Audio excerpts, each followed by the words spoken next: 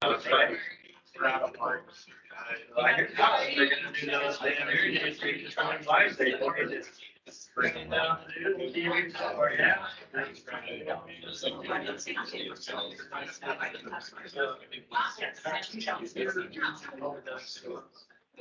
Well, you being here and sharing your opinion. But. All right, I think we're gonna go ahead and get started. All right, let's do it. Past one, so in the interest of my name is Kelly Corbett with the Oregon Department of Fish and Wildlife Marine Resources Program. Super excited to see some folks in person, so thanks for being here in the room today, and also folks online. We have a hybrid format meeting this afternoon. So I just have a couple tech reminders, and then I'm gonna pass it on to Karen here. So for folks on the phone, let's just do one quick sound check. Jill up in Astoria, can you let us know if you can hear me okay? Yes, you are loud and clear. So for everyone on the phone, we will be monitoring to see for raising hands and putting your hand down if you're trying to weigh in with questions or feedback. That is just use the raise hand function. For folks on the phone, that's *5, and to keep yourself muted on the phone, it's *6. And for anyone on your computer, it's use the mic button to keep yourself muted. And if you're not doing that properly, we'll also try to keep the background noise down as well. We will be recording this afternoon's meeting for folks that weren't able to join and are interested to hear the content, questions, feedback that we've gotten today. So we'll get that posted on our website shortly after today. And with that, I'm going to hand it over to Karen to get us going. And I take this up while I'm speaking. Sorry, I'm sick.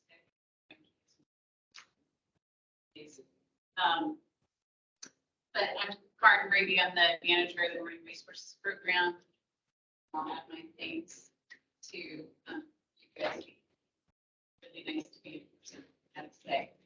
And we thought with our first prep meeting in person in a couple of years, we go somewhere other than where we held.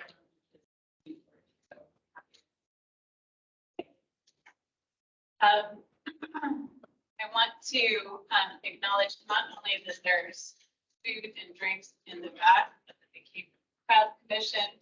Thank you for bringing some treats for everybody, so make sure you love yourself. And wanted to just thank you for all of your service to the Crab Commission as you are retiring.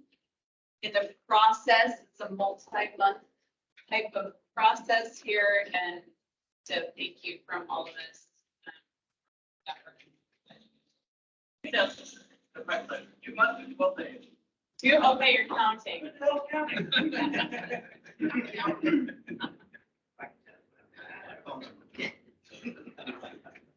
So in addition to Q, of course, we have Tim from the Crab Commission, and then from ODFW staff, we've got Brittany Harrington and Troy Buell. And then we also have Ben and Heather from OSP. Thank you so much for being in the room. And Joel also from ODFW. So we've got crew here, experts. Megan Dugan in the back works with us at ODFW. She's a communications expert. So thank you for you guys. So my job today is to kind of open up the meeting and kind of review where we are with fishery. You guys hopefully have checked out. Here's our rundown of our agenda.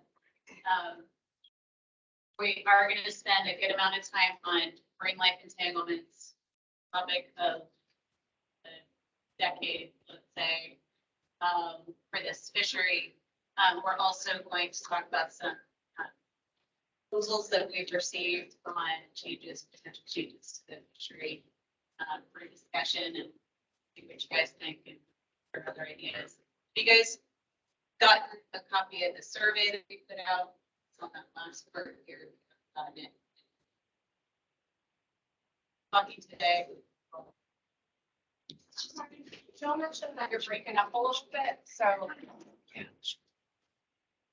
you just err on the side of the shot. I can't talk very loudly. It's probably. Sure, that sounds good. Okay, how's that, Jill?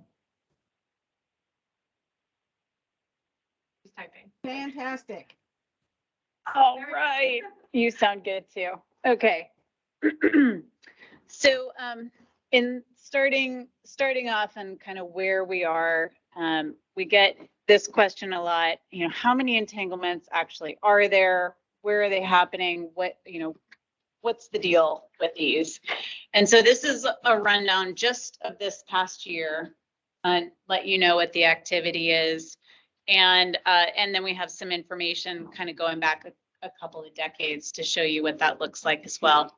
But just this year on the West Coast, there have been 24 entanglements that have been confirmed.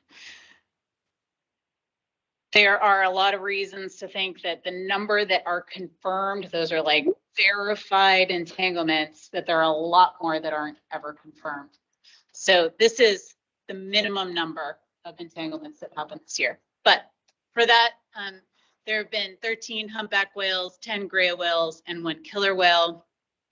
And you can see, for example, I think this, yeah.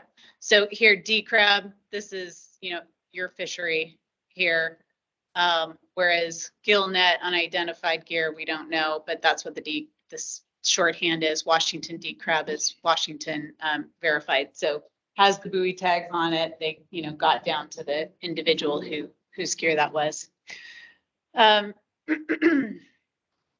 It's not all D crab, right? I mean, there's a number here, but there's a lot that's unidentified, and there's other types of gear that are involved. And again, this is West Coast. This is not just Oregon. This is the entire area. When we're talking about entanglements, there's 2 things to listen for. One is where the entanglement was observed, and the other is where it originated, right? Where it originated is you're off the coast of Oregon or you're off the coast of California, there's gear and a whale, it gets entangled. That's the location of that entanglement. But that whale might not get observed until they get to Mexico or until they get up to Washington. So that's different. And so we talk about both of those things. Just wanted to point that out. So entanglements are happening. The ones that are related to our fishery, the Oregon fishery, are 2 different types, right? One is reported in our waters and the other is confirmed in our gear. Reported in our waters, there was a killer whale in June, a gray whale in August, and a second gray whale in just barely after that in August. And then the 2 that were in Oregon commercial gear were both seen in September in California. One, September 10th, was a humpback whale.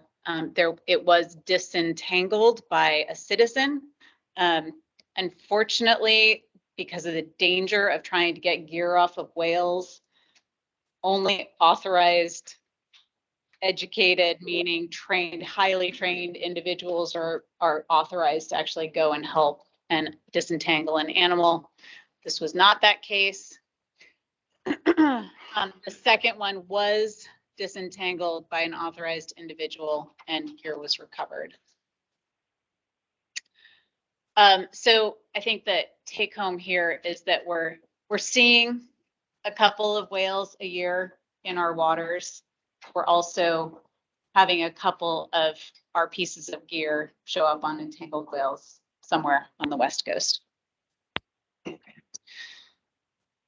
This graph shows you, over the last almost 20 years, this year is still partial year, but the number of entanglements went from something like 5 to a bigger number, and then back down to maybe about, 7, 8, something like that are associated with the crab fishery.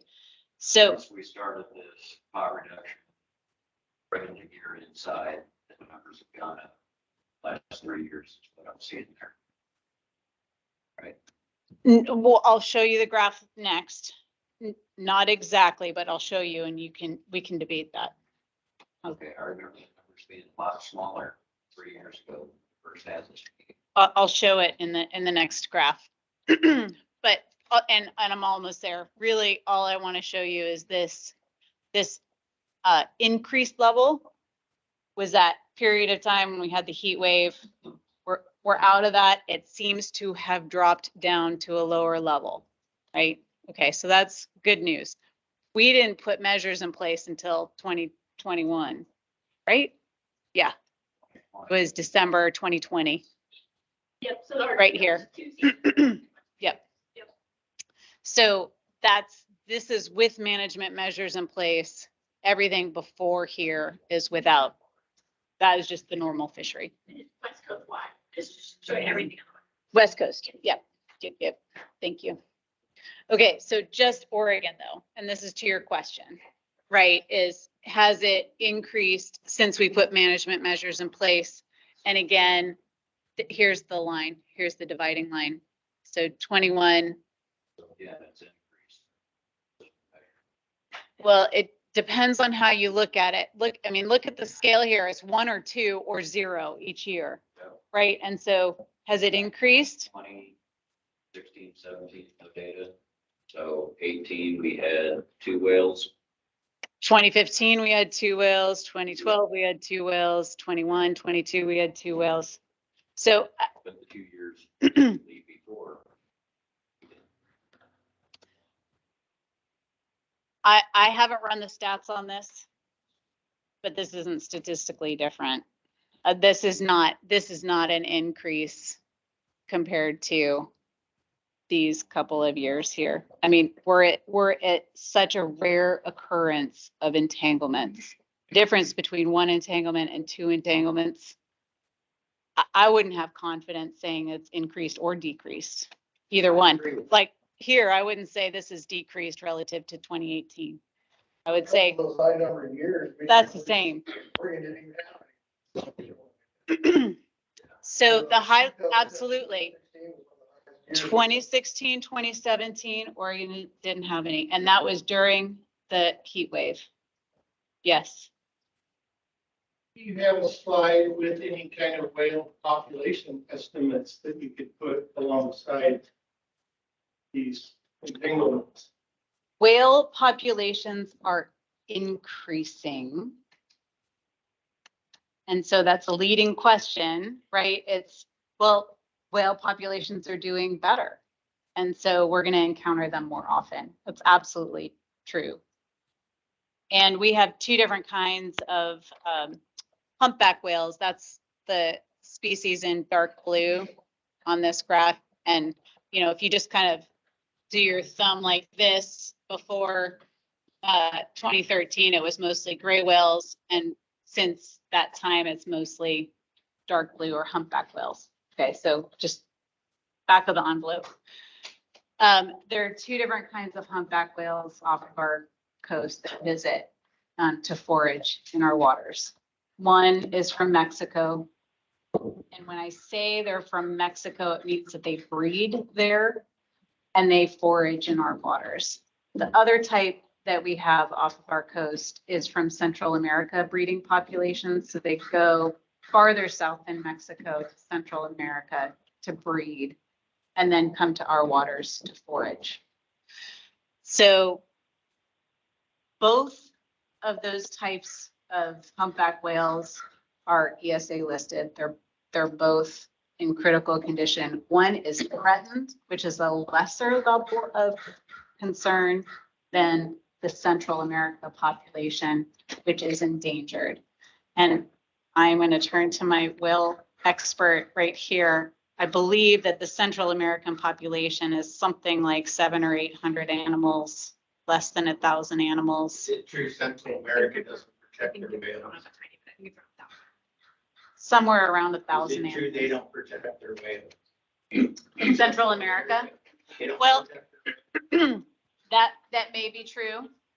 That's not something that that we can control. Well, that's where they come from. If they don't It is. protect their own whales, why are we protecting? Absolutely, I think absolutely. whales should live too, but this is a big issue here too. It is a big So issue they go here. back there and they don't really care what happens to them. So maybe that's why they're depleted, not us. Well, we have a responsibility to take care of the animals to the best of our ability. The US has Right. laws that we have to take care of these animals. The state of Oregon has laws that we have to take care of those animals.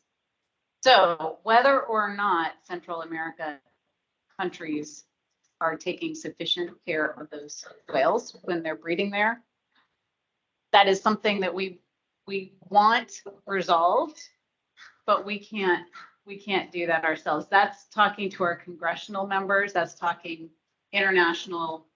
But you say they're depleted and they don't take care of where they come from. It's a, Maybe it's it's a, not us depleting them. well.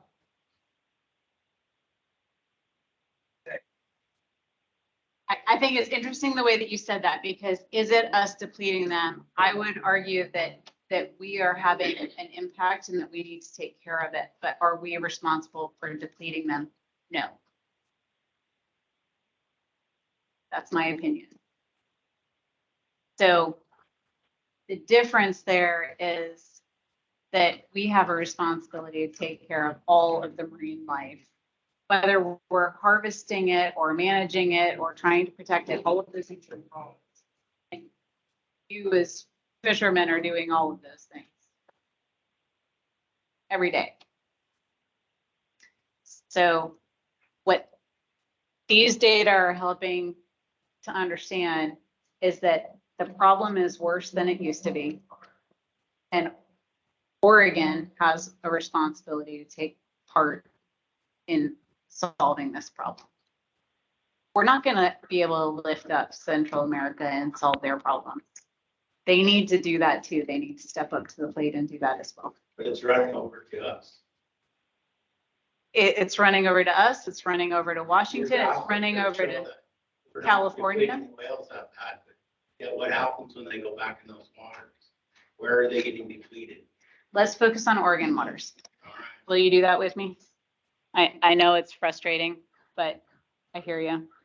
But that's what we have the ability to do. Rick? Do you have any idea what this year's two whales came from by fishermen interviews? Yes. Do you want to share that? I don't remember the details. Yeah, so both of them, in interviews with indicated that they were fishing in deeper water, so outside 40, about 50 fathoms and outside. So that's exactly where our previous one whale each year came from. So it's 73, 87 fathoms. So we know it's out there. Yeah. Was that deceased killer whale part of it too? No, that's up here, right? So, and we can talk a little bit more about that killer whale, but we know that it had crab gear on it, but it can't be assigned to a state and it can't be assigned to a fishery. And so it was, we saw it.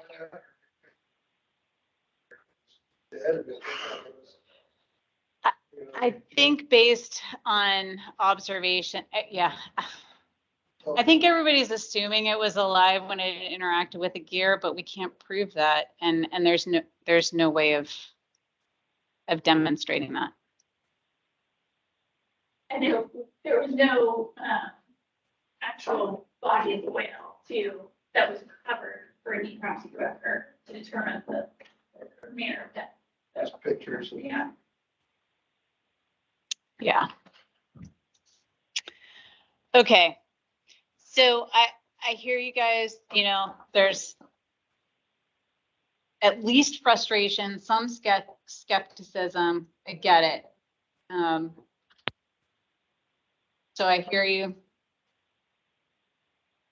I'm still here to tell you that we need to keep going and take care of this because I don't want our fishery to end up closed like the California fishery was for the same issue.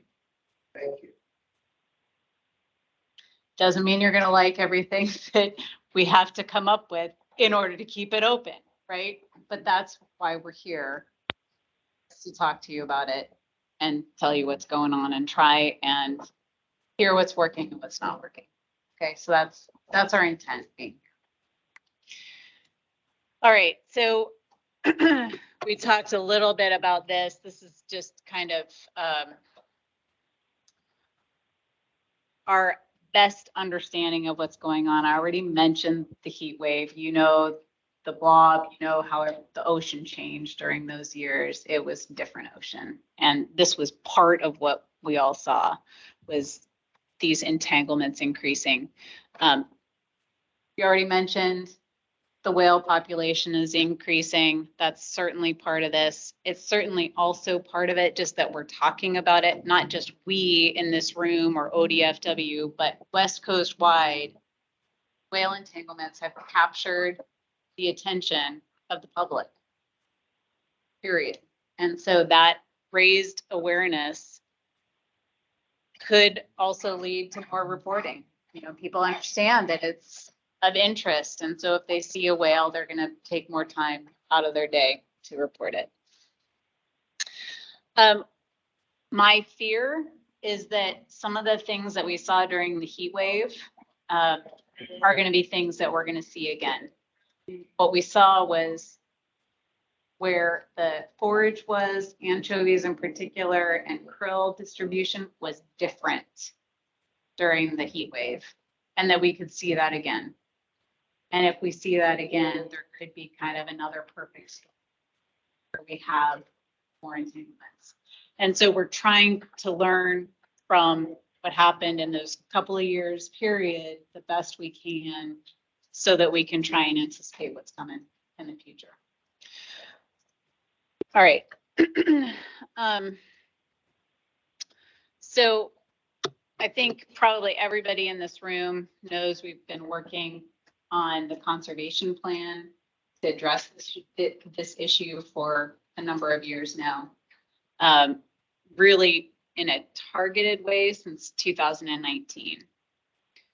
But the conversation started longer than that. At least 2017 was the time when several people in this room and others were part of the whale entanglement working group, started figuring out what the problem was and how to try and fix it. 2019, it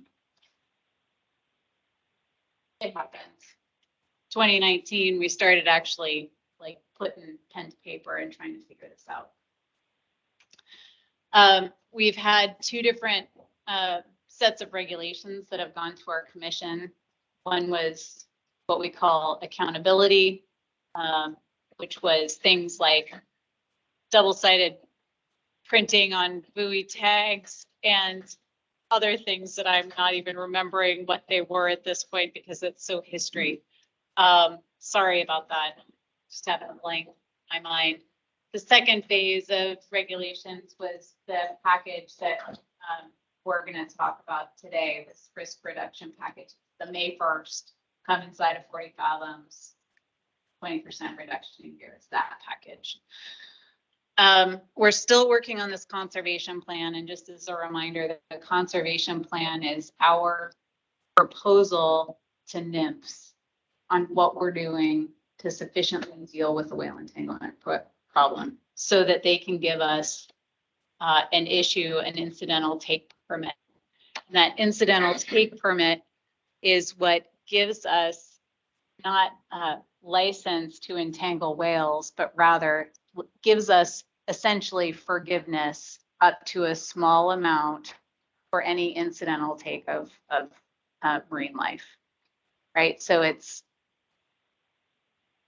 a really solid plan that shows that we're doing our due diligence to prevent it, to understand it, to prevent it in the future, and to report what happens and do our best job managing that. So the fleet, I think over the years, I'm just saying generally the fleet, you know, that's kind of a weird way to say it, but Each port is very different, but generally speaking, as we've watched this problem move forward, everybody has kind of come to the conclusion that we want an incidental take permit. We don't want to have entanglements happen and have a lawsuit come and stop the fishery from being prosecuted, like happened in California.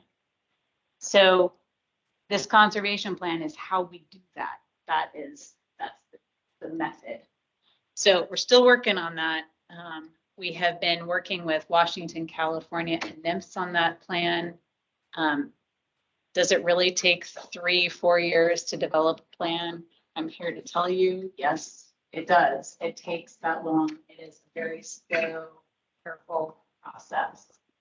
And the conversations that we've had with our partners in, my peers, our managers, if you will, through the tri-state process in Washington and California have led to a much better product and a kind of a unified approach. And you also know that the tri-state approach is really trying to make sure that our 3 states are aligned so that you guys aren't dealing with a completely different situation if you have multiple permits and go into other states to fish. All right, so we're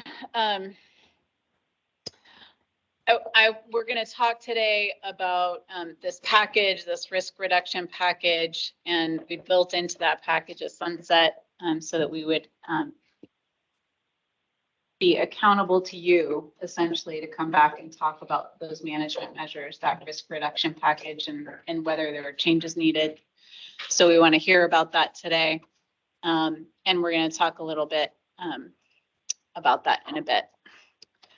So I think you probably all also know that we have an advisory group of crab fishermen and processors. We call it ODCAC. Who's on it? I'm Rick, thank you. Susan and Bob Better, who's in the room. There are folks from every port, and we have relied on that group to help us open the season, deal with things like biotoxins, harmful algal bloom biotoxins every year for years and years. This group is advisory still to us on this conservation plan. And so all the same folks that you interact with on that season opener, they're also working with us more closely than once a year on the conservation plan. But we also have a new group called the Oregon Entanglement Advisory Committee. And this is not just the fleet, this is the fleet and NGOs and whale biologists and managers, a more diverse group that's going to help us over the 20-year period of having the conservation plan. And when we start getting, once we submit the conservation plan and kind of move forward with that, we're going to have summits every 5 years. Thank you. Every 5 years, bringing all of these groups together. And who's been to a crab summit before? We used to have crab summits like once every 2 or 3 years or something like that. A couple of you, maybe it's so in the history that it's only us who have been involved in management longer than that, that remember those. But it's basically a come all, learn about what's been going on, give us input, and so that will be going on.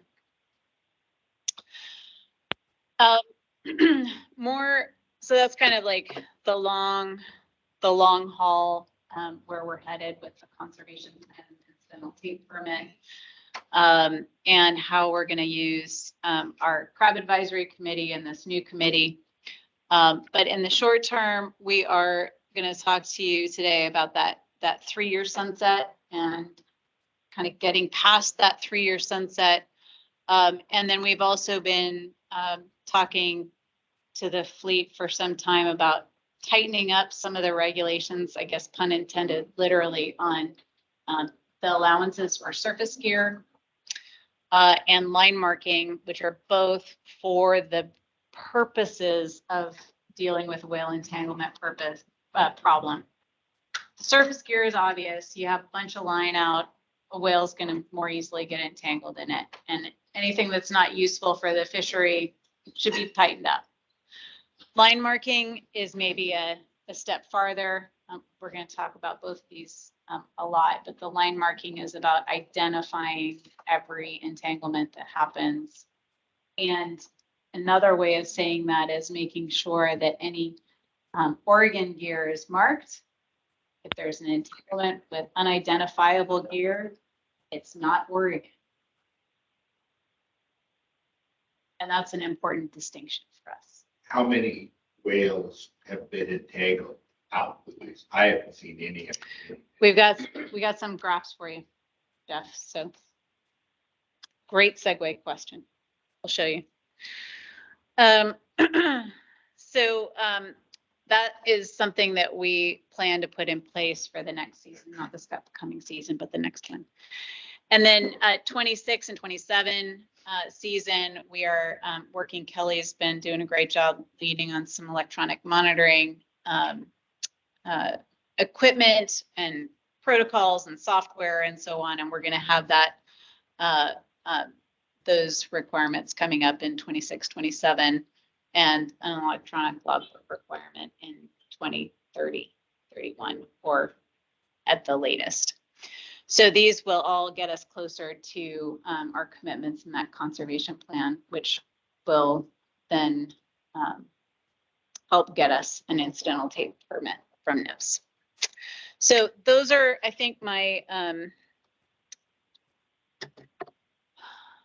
that's my introduction for today.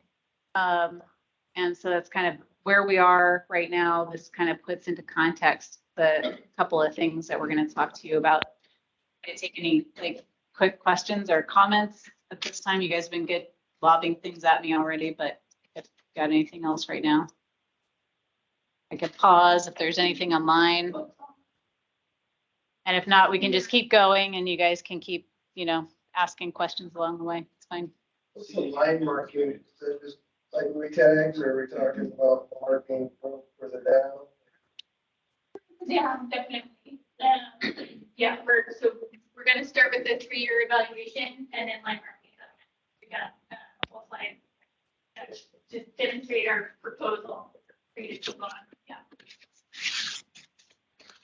Okay. All right, I'm going to hand over to Kelly. Excellent. Thank you. All right, so as Karen said, we're gonna get into our first topic that we're gonna tee up for discussion. So I just have a couple of slides here, so I'll try to get through those. But as Karen mentioned to you, feel free to just speak up. I think we have a small enough group here in the room to do that. And then anybody online, raise your hand as well. To make sure that we're all on the same page, the main risk reduction measures that we will be evaluating are the May 1 20% gear reduction, the 40 fathom depth restriction, and the late season tag requirement. So those are the 3 aspects that will sunset, that the 3-year sunset is attached to, that will require us to head back to our commission with a recommendation to adjust those or to continue them. They were implemented, we talked about this, but just real quick, again, adopted by the commission in September 2020, and so have been in place for the past 2 seasons. So beginning in the 2021 season, and again, this past seasons, we have had 2 full spring seasons where they've been implemented. We did do 2 minor modifications to the regulations for the second season. Those included 1 week additional time period in advance of when the tags could go in place to allow, we got a considerable amount of feedback that the 2 weeks period that for attaching the tags was too late or too short of a time frame. And so we moved that back, or asked our commission to move that back another week. So April, there's now a 3-week period. And then also for enforceability of these regulations, explicitly prohibited landings without purchase of the late season tags. So they've already been modified once with this second season they've been in place. we're planning to work through this full evaluation this coming winter. So it will be for evaluation of the 2 seasons. We'll just include the first 2 seasons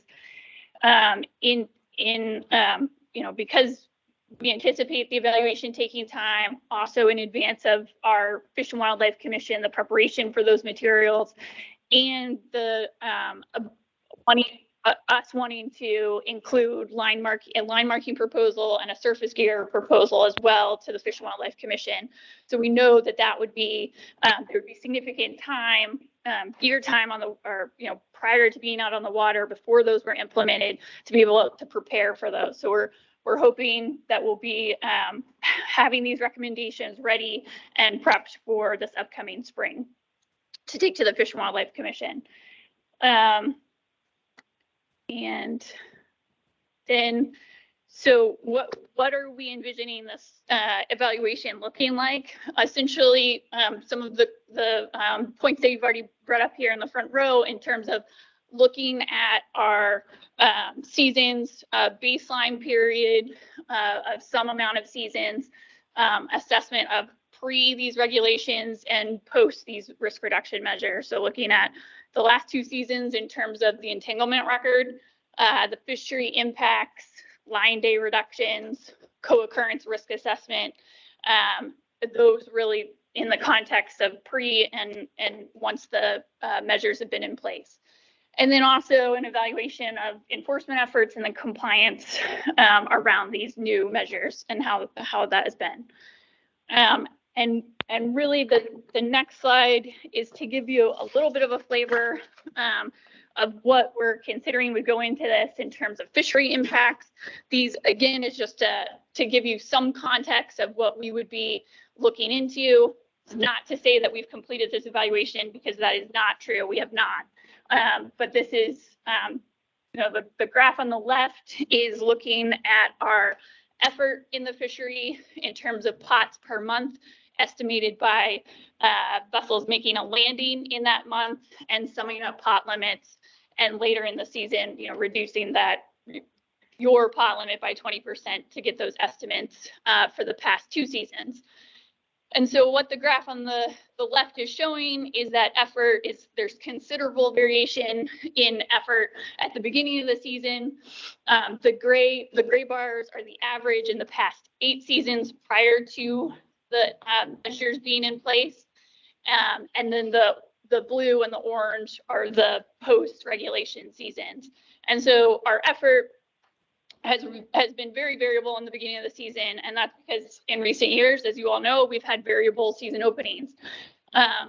Specifically, the 2021 season was significantly delayed at the beginning by regulation through mid-December, but then also further for price negotiations. So we had very limited effort in December.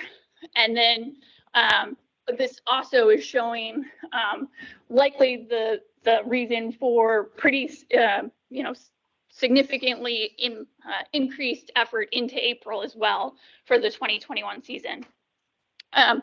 For both post-regulation seasons, what this graph is also showing is that we've had considerably lower effort beginning in May, as designed by the risk reduction measures to reduce risk when ESA listed humpbacks are more prevalent off Oregon. So we're showing that effort is decreasing as was intended. The graph on the right is one way that we're thinking about looking at impacts of value of the fishery in the late season. So the axis on the left is the percent value between May and August that's been brought in from the baseline periods in gray bars compared to the post-regulation seasons on the right. So the percent of value May through August is the black line, and that's showing, on average, it's about 5% of the value of the fishery is coming in that May through August timeframe. And so then is showing that post regulations, the first season that these measures were in place was right about in there around 5%.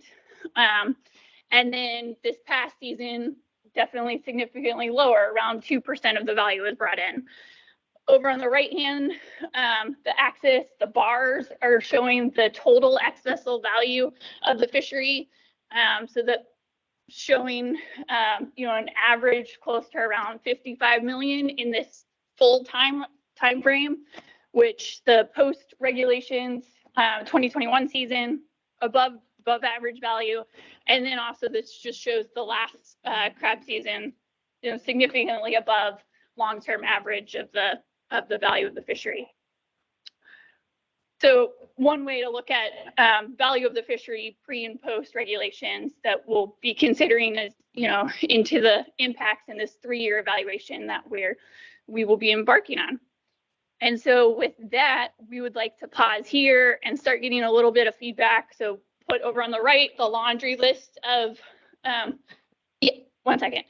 The laundry list here of what we think will go into the evaluation, hoping to hear from you about how these measures have gone on the water today, and then also what else should be on this list on the right? What else should we be considering in this evaluation? I know we have a question right here, so let's get started. Last graph you were showing. Yeah. 90 for total value, you're correct, not just the May through August. Correct. Yeah, this is total season. We started at twice the value, twice the price for our graph this year that we have previous years. Absolutely. Yep. How does that figure into that? Because that looks like these regulation measures did a great job for us, but they had absolutely nothing to do with the value. Yeah, and I guess I'm not trying to say necessarily that that these risk reductions impacted your price at all. I'm not trying to make that conclusion. We lost total value. Right, from the previous 2 years? From the previous 2 years, but the long-term average, and I don't have your total pounds up here to show, because that, your total excess of value is going to be based on how much you're bringing in as well, not just the price. Correct. So this season was definitely a lower volume season as well. I mean, obviously, the other thing that happened in the same period is the pandemic, right? Which messed up all of the seafood markets globally. So Agreed. I don't think any of us would go in front of you or the commission or anybody else and say, look at how great our management measures have done. The fishery doubled in value And this again, year. it comes back Because to you it's look at a the mess. percent of the May to August percentage values, those also go down for the first 2 years that you guys did the pot reductions and forced these small boats to take 20% of their gear out of the pot, where they make a good chunk of their living fishing through the summer. Those are the guys that are getting hurt the most, is the small boats. Mm-hmm. And I know there's an argument from the big boat side that that's not the case, but that's where I'm at with it. And that's what I see with the other guys on the smaller boats is their summer revenue they count on. They're not high production, but they get better dollar values then. Yeah. Losing 20% of their gear is hurting them. And your graph shows it there.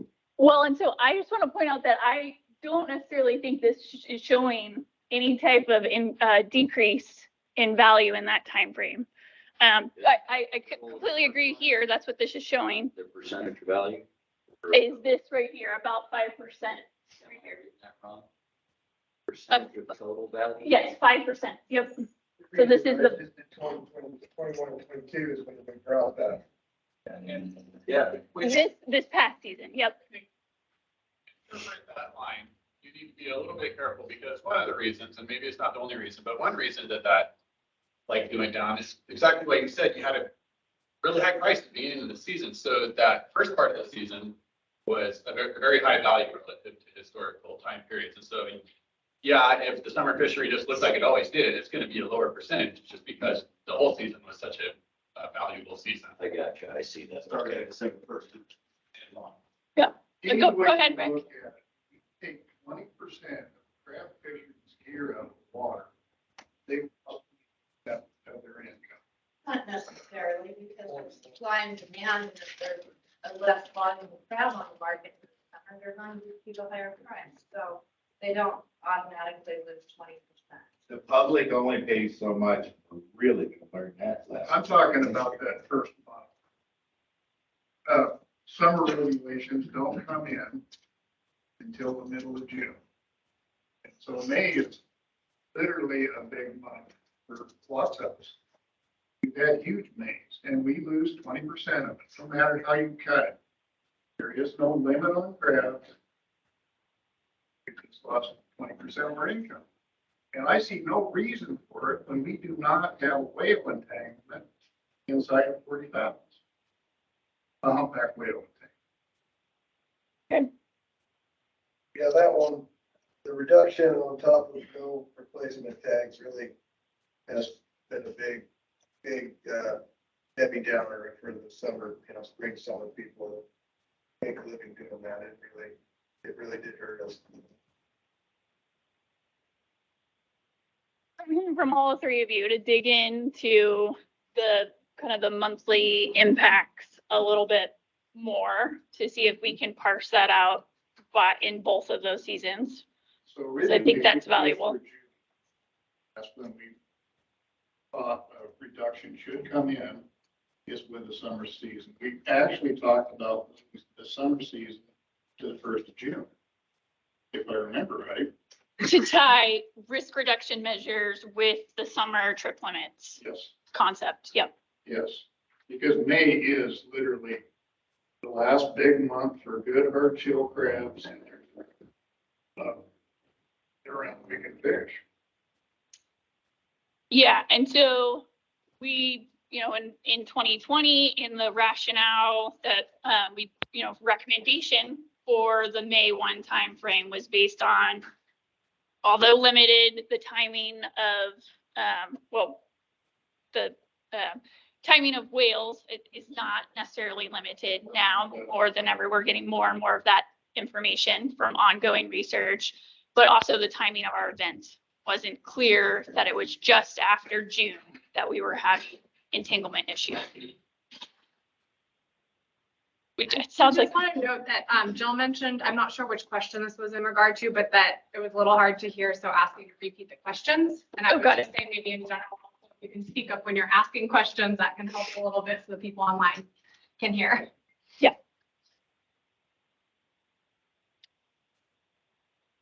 Any questions online, Troy or Brittany? No, I'm not seeing any Nothing. answers. Okay. Lost on one of those though. What is meant by line day reduction? I don't. Great question. Yeah, so in our conservation plan, we have to, spell out objectives for the fishery and then have goals as well spelled out. And one of those goals is relative to a reduction in amount of line days. So line days per day. Yeah, so we're using your, recorded soak times fish ticket data, so length of time, and the pot limit information to estimate line days. And Brittany probably has this in the back, the exact number, but it's like 12.5 million line days for an entire season. And during certain sections of so for the late season, we're putting forth in our conservation plan, one measurable objective and goal is a certain percentage of line days. And so in the evaluation, even though the conservation plan isn't in effect necessarily yet because we haven't submitted, it's not an accepted plan, but we'll still be evaluating, are we approaching these goals? Are we meeting them? Are we failing at them? One specific aspect of them is the starting point. When we start in December, on a December 1, like we did this past crab season, it's likely that we will not be meeting, what we've drafted in our conservation plan. And so that's one area that we will probably want to really dig into because we don't want to ding ourselves for having effort in a time frame when we think we have lower risk. So we'll be evaluating that in terms of line day for pre and post season, against our baseline.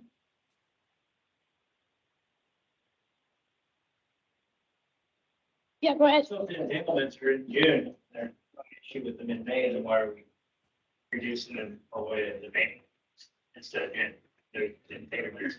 Well, so our entanglement record isn't necessarily showing that we're only having entanglements later in the season. In fact, the September, the two reported confirmed entanglements with Oregon crab deer this year, so 2022, those fishermen had stacked out in March. And so it's even showing that potentially earlier as well. So it's, the entanglement record is definitely not clear that it's June and later that whales are getting wrapped up in here. Plus, but in May, I mean, it's a pretty big blow. Pretty big blow, and I don't see any scientific backing for that. You haven't provided any backing for that whatsoever. Yeah, and I don't know if we have that timing.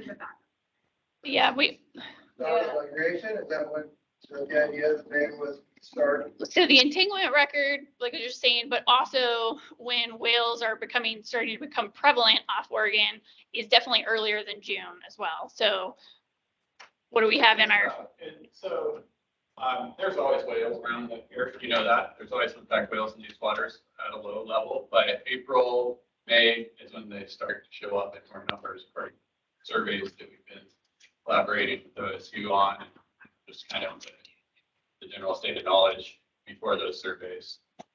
That's when the migrating whales start to really show up. When we first started considering, you know, a gear reduction, we had 3 options on the table: April 1, May 1, and June 1. And then we split it and we were talking April 15th and May 15th and others. But I mean, it goes back at least till April 1, and it's going earlier is what our entanglements this year. Okay, 3 or 4 years ago. I remember those options being presented, but Yeah. I thought you came up with those. Based on what we see the whales do. So it was, and I'm sorry, I don't think we have the numbers. The ODFW commercial crab webpage has those graphs going back. So if you leave me your name, I can send you those graphs. Those graphs were really important in kind of figuring out what our window of need was, like when we had to act. And the whales show up end of March. That's the time we need to act. And our regulations started May 1st as, you know, a really solid effort to kind of cut gear for the bulk of the season, but with the recognition that it would be even better if we did it in April. And that's not the regulations that went in place. So to Rick's point, those were all issues on the table, and it comes down to the metric that you pointed out, which is that line day reduction. This is about managing risk, right? It's not about guaranteeing that we're never going to have an entanglement again. It's, you got this much risk. How do you knock it down a little bit to say, okay, we've knocked it down enough that we're doing a good job and we're going to proceed with fishery, with this part of the fishery. That's the game that we're in, is trying to use scientific information to best inform that risk reduction. So far, the science is showing the 20%. You got to admit that. The science is not showing us that May is the time to do this inside of 40 fathoms. 20%. It actually is. It is showing. Just because the whales are around, we're not getting no entanglements in there. Inside of 40. Well, we've had entanglements inside of 40 also. There's more outside. It's risk reduction. It's not that it's never going to happen again. This is not about guaranteeing. Exactly. So we're trying to make the best scenario to keep the fishery. What we were doing before looks like it was working better than what we changed it to what the numbers we're seeing now. And so how do you? Based on the entanglements? Sure, let's go off of those numbers. Okay. We had less entanglements before these went into effect. You look at a longer average with your own numbers up there.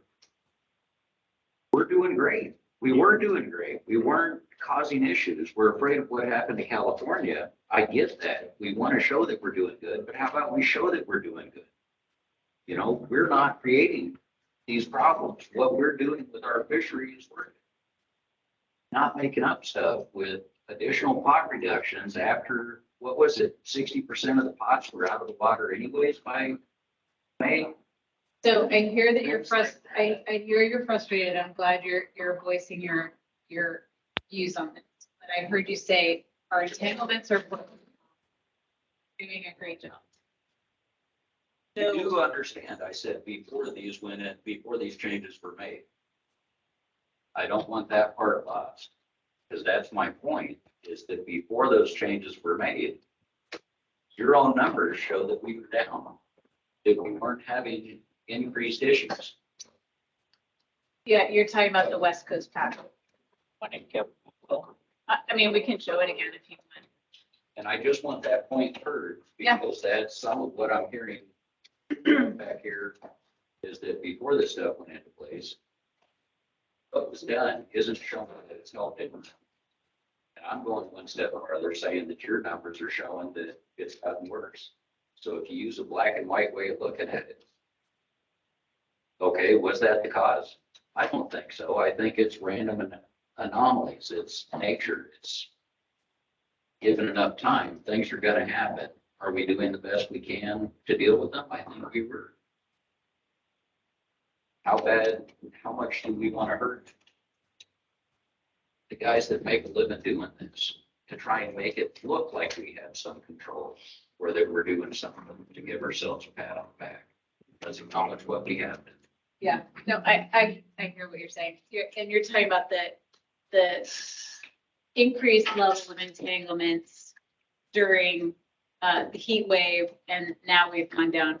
We'll have to disagree about the Oregon pattern, but this is very clearly showing that there was that 4 or 5 year period where things were much higher, Looks scary. and now it's much better. That was climate control, that wasn't us fishing different. Exactly. Yeah, no, that's what he's saying. And I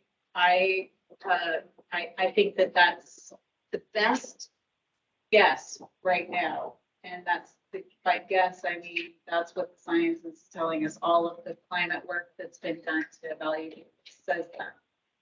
Does that mean that we don't have also the ability to help with this population?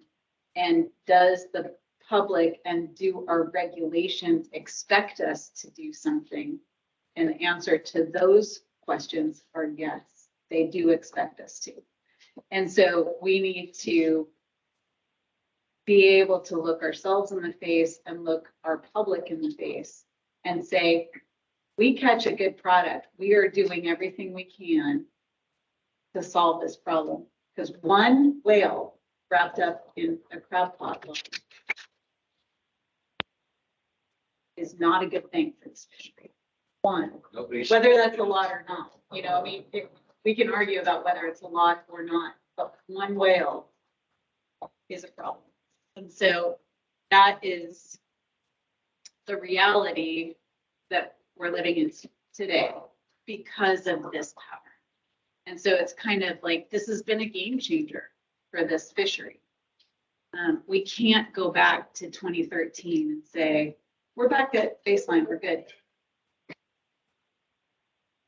We can't do that anymore. Number of entanglements. I thought we were back there, aren't we, for Oregon? What I'm Yeah, saying is, low that way, so. what I'm saying is, in terms of perception and our awareness of the problem, we can't like roll back time and say, we're good because we're back at 2013 levels. I think if you told people we're doing excellent, this is what our history is. There was this scary patch there in the middle, but we are currently fishing pre-scary point levels are affecting whales at levels that are less than before then, with the same or 2 incidents. If you present it like that, instead of feeding into, cut back our fishermen's ability to get out there, we're reducing here, this and that, making it sound like it's hard. Like hurting us is gonna fix the problem. It would be backed by science. It's about perceptions. That's what we're, that's where my frustration is. And I'll step out and be quiet now. That's where I'm at. You're here to share your opinion.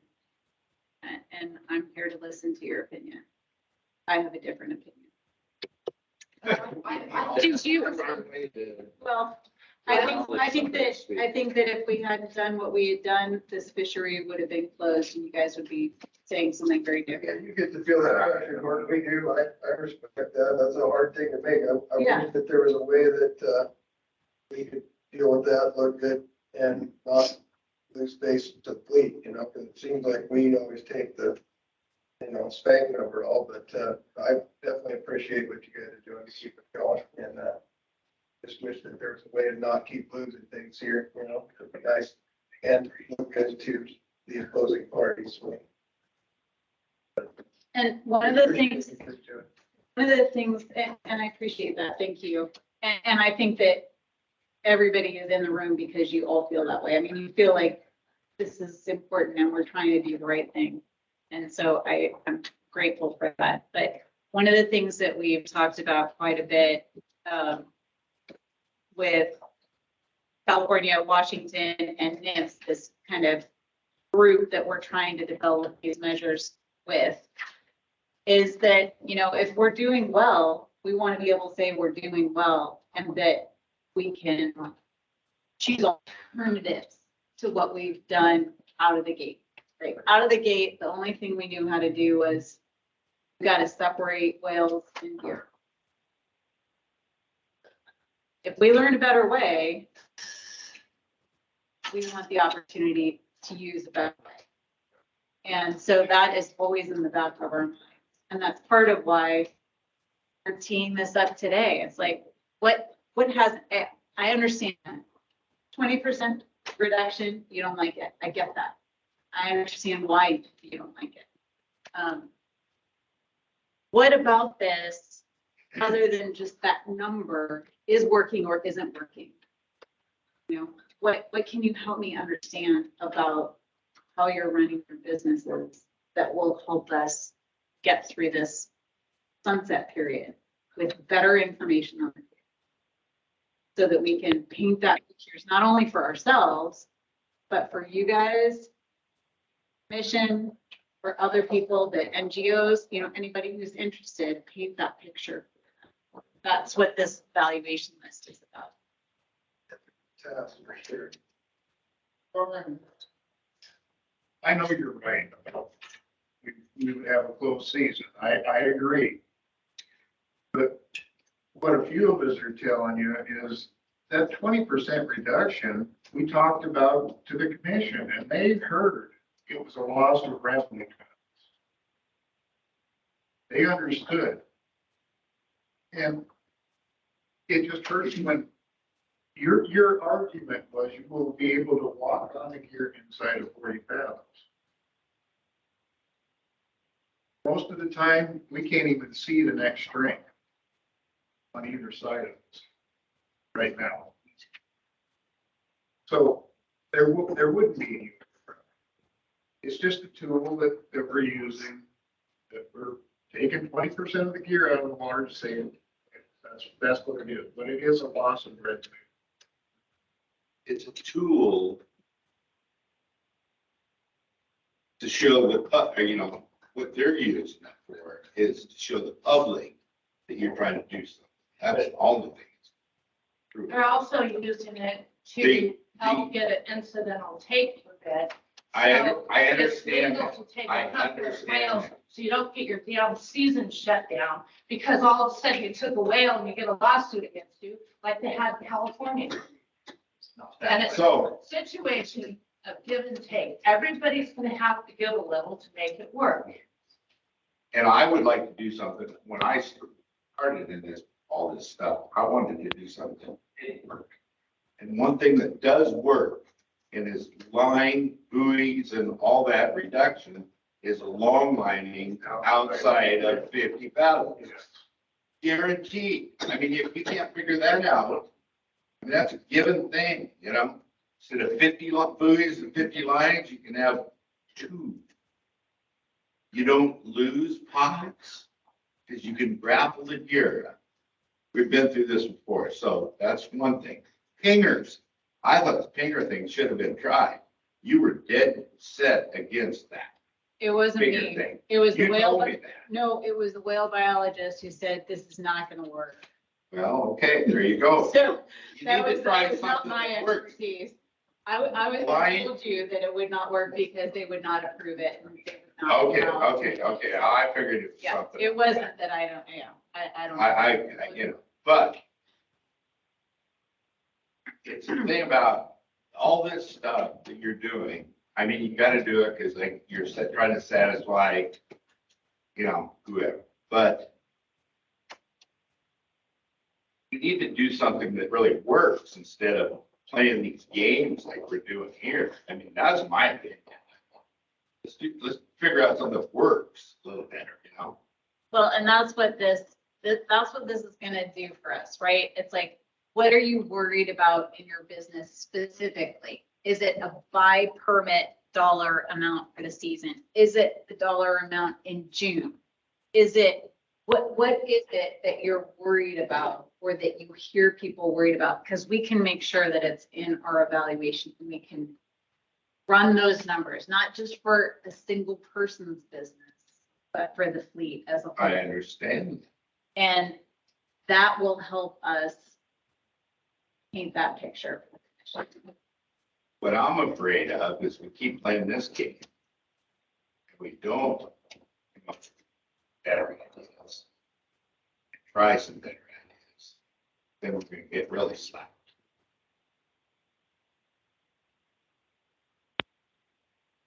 Somehow we need to clean the deep water up better. I mean, yeah, it's showing that's where it's happening. Let's go back to the law, you know? I've had a lot of guys tell me they're not interested in lawn lighting, but that's. Then not- they don't need to. Well, Make it an option, then try that. You want to Yeah. test things that might actually work. Send out one of these to everybody. I'm just saying that there are other opinions out there. So it's not just that it's like the most obvious thing and we should just do it and get it done.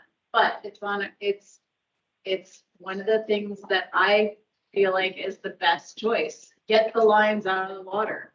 String 5 cocks together. That gets rid of 4 lines. Want to bring more than 5 pots together. And then when you start talking about 50, people are like, oh my Lord, that's never gonna work. So I mean, I don't know. I don't run the gear. So I don't know, but I know that it's gonna take a lot of work between people in the industry, between our enforcement partners to figure out something that's gonna work. It's not that we can just go out and do that. I'll just add on the long lining piece, another very big unknown is how it affects the severity of the entanglement. So a whale that's entangled with 1 pot, how different is it going to be if that whale is entangled and has 50 pots? Heavier line there, reduction.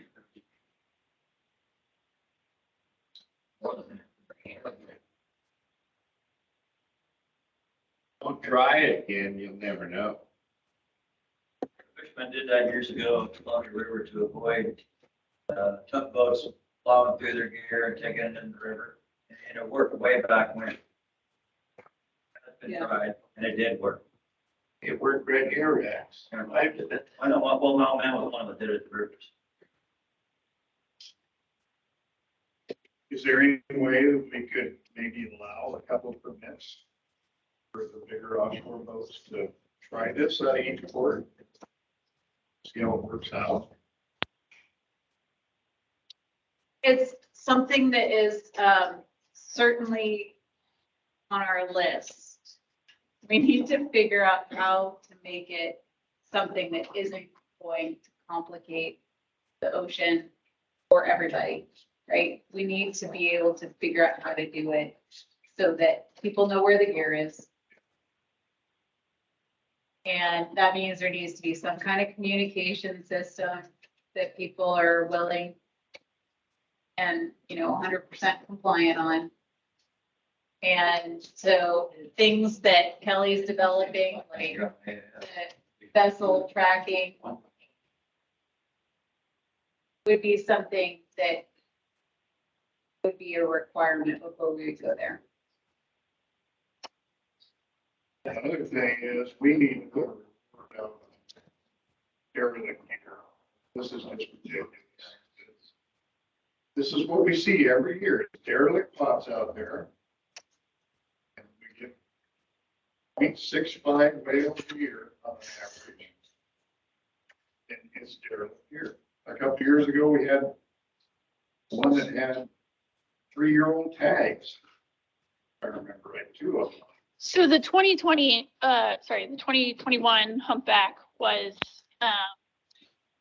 entangled in 2 pots of the previous season's gear. So yes, that is considered most likely derelict gear. I mean, 2 pots from the previous crab season. The 2 from September, so last month, NOAA has indicated that, the folks that were on the water viewing the whale, the whale had very significant lacerations that are consistent with longer term injuries. And so pointing squarely to derelict gear for those 2 particular cases definitely is not what NIMS is telling us. Explain that a little bit. So in terms of how long the whale, so if a whale just got entangled in a pot, the laceration probably wouldn't look that nasty or deep. So that's what they're reporting back, is those lacerations looked significantly deep into the whale. So consistent with a longer term duration that they were potentially carrying that. Right. Acknowledging completely that they don't have an estimate on when the whale actually encountered the gear. Yeah. So there is no estimate. How do they, I don't see how they're saying that's not derelict gear. They're saying the gear could have been attached to the whale for quite a while based on the observation of what that laceration looked like. I understand now. So it's not derelict gear, it could be actively fished. It Like could, me quitting in, March, March, it can carry and up to then 6 months. he got it, after that, that's still derelict gear. What if they got it in February? and yeah. Carried it for 6 You know. months? That happens. They can. Well, I carry it for a understand while. that too, but, because I know about that, or we all know about that with me, but, I'm just saying, it could be, it could not be. You're the, I think we're saying the same thing. Yeah. Totally saying the same thing. Yeah, it could be either. at this point. And that's the point of the late season buoy tag, right? Is to try and just okay, was this pot deployed before this date or after this date? So that we have some timestamp. Yeah. We know if we get an entanglement, we at least But know. he was just talking about, Rick, we need to. I don't like your thing where they can keep the pots. I do think that we should somehow come up with a deal where we have to pay for the pots. I don't have a problem paying for my pots, get them back at a decent price, and it makes it reasonable for a smaller boat to go get them. We need to come up with that. It's a touch and go situation, because you have the problem of somebody going, oh, I'll just pack some of your pots up, you'll pay me too, but I don't know, gotta come up with something like that. Davey Rowe was doing it in Winchester Bay, and he got a lot of flack putting them pots in his stack, and so that's not good either, I think that you would have probably everybody in the room saying we need improvements to derelict gear management. So that includes all the ODFW staff. It's important that we have something but what we have in place is not working great for anybody. So it's better than nothing at the moment, but I think we need. And that's probably both programs, the postseason and the in-season. So I hear you. Okay, I think we're gonna, in the interest of teeing off the next section topic here, I think people feeling like they need a break at this point, or should we go on to line marking? You guys are looking like you're okay. So we'll get into line marking here, and then we'll take a break after that. All right. So topic of line marking. As Karin mentioned a few slides back, this is another one of the measures in addition to that reevaluation that we're planning to bring before the commission in spring 2023. A lot of you in this room have probably heard us talking about line marking before. It's something we've been interested in for a while, and that we were moving forward with and got pretty close to implementing back in 2020. However, at that time, we had a number of conversations with industry members, with the other states, with NIMS, and it became apparent that we needed some additional time to be able to really coordinate and develop a line marking proposal that we thought would be effective and successful with helping to identify gear and also that would work for the fleet. So I will walk you through some of the coordination that has happened since then over the next few slides. But before we get into that, I wanted to make sure that we're all on the same page about why we're interested in pursuing line marking in the first place. So as you can see from the pie chart on the right here, this is showing the gear that's involved in all West Coast entanglements that have occurred from 2013 to 2020. And what you can see is that there is a significant portion of entanglements, just over 50%, where the gear is not able to be identified to a specific fishery or to a specific source. Line marking is a tool that can help us to improve gear attribution rates. And what we mean by that is it can help us to hopefully increase positive attribution. So the number of cases where we're able to positively, definitively say that it came from a certain fishery or it came from a certain source. And we're also very helpful, as Karin alluded to earlier, that it can also enable us in some cases to make negative attributions, where we might not be able to say definitively what fishery the gear comes from, but if our gear is well marked, then maybe we can say it's not Oregon commercial crab. And so that's something we're really interested in that we think line marking can help us with. Another goal of line marking is generally to decrease that percentage of unidentified gear cases. So, without sufficient gear marking, there's a lot of uncertainty right now about how those unidentified cases are going to be handled in the CP-ITP process. And so line marking has the potential to help us drive that down and increase the half that we do know about. And that's really important because we still have a lot of information that we're trying to gather about how entanglements actually occur. And we learn a lot from every individual entanglement. Since they are, relatively rare events, we learn a lot from each one. And so the more cases that we're able to definitively identify where it comes from, the more we can learn, the more we can make, better, more targeted management decisions moving forward so that we can help to reduce, risk of future entanglements. So those are some of the reasons why we're very interested in line marking. We're in agreement with the other West Coast states. They are also very interested. NIMS is very interested. And so we are committed to implementing line marking by the 23-24 season in the Oregon crab fishery.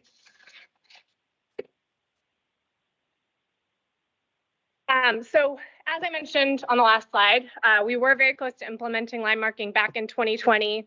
At that time, we worked with our counterparts in the other states and NIMS in the tri-state group to develop kind of shared goals for line marking. I won't read through all of those, but those are there on the slide for your reference. We also spoke with many crab industry members, including at the 2019 public meetings, about line marking options. And as I mentioned, ultimately decided we needed more time for, due diligence and making sure we made something that was successful.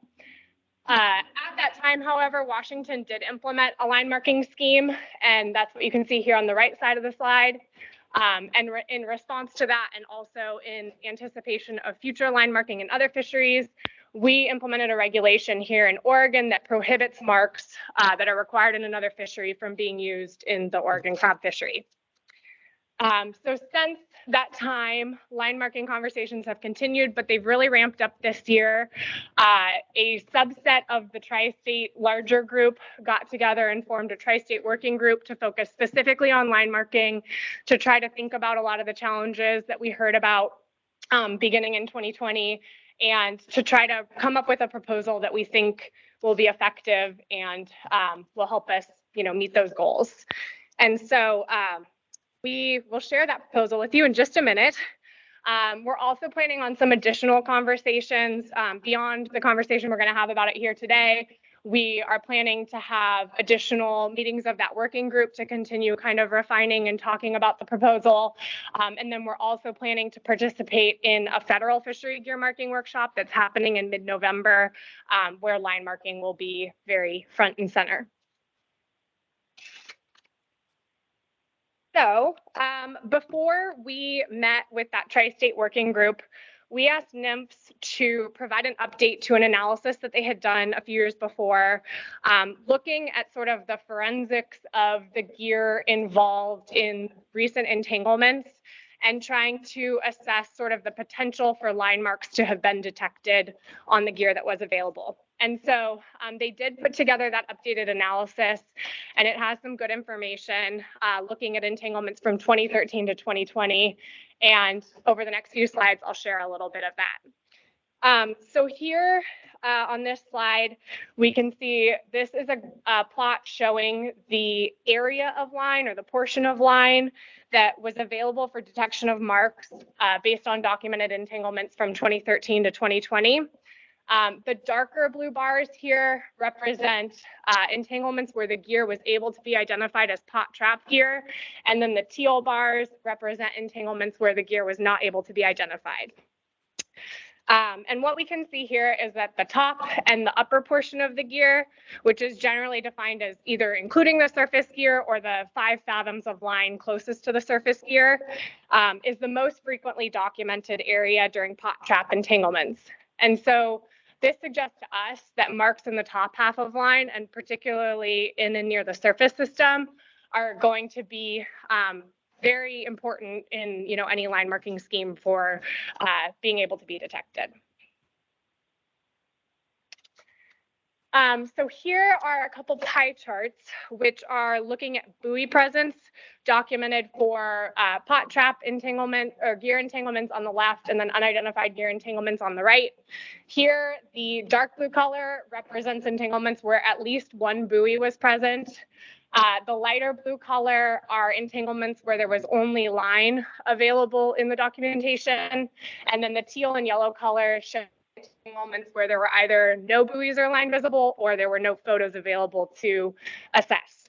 And it's clear here from the significant dark blue portion on the pot trap gear pie chart that buoys are present in the vast majority, 96% of the pot trap gear entanglements.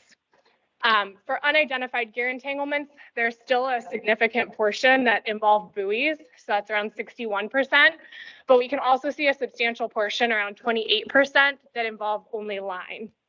So this suggests to us that with our current gear marking in place, which does not include line marking, when buoys are not documented, our chances of identifying pot trap gear are very, very low. Most of the pot trap gear entanglements that we are able to identify do involve the buoys.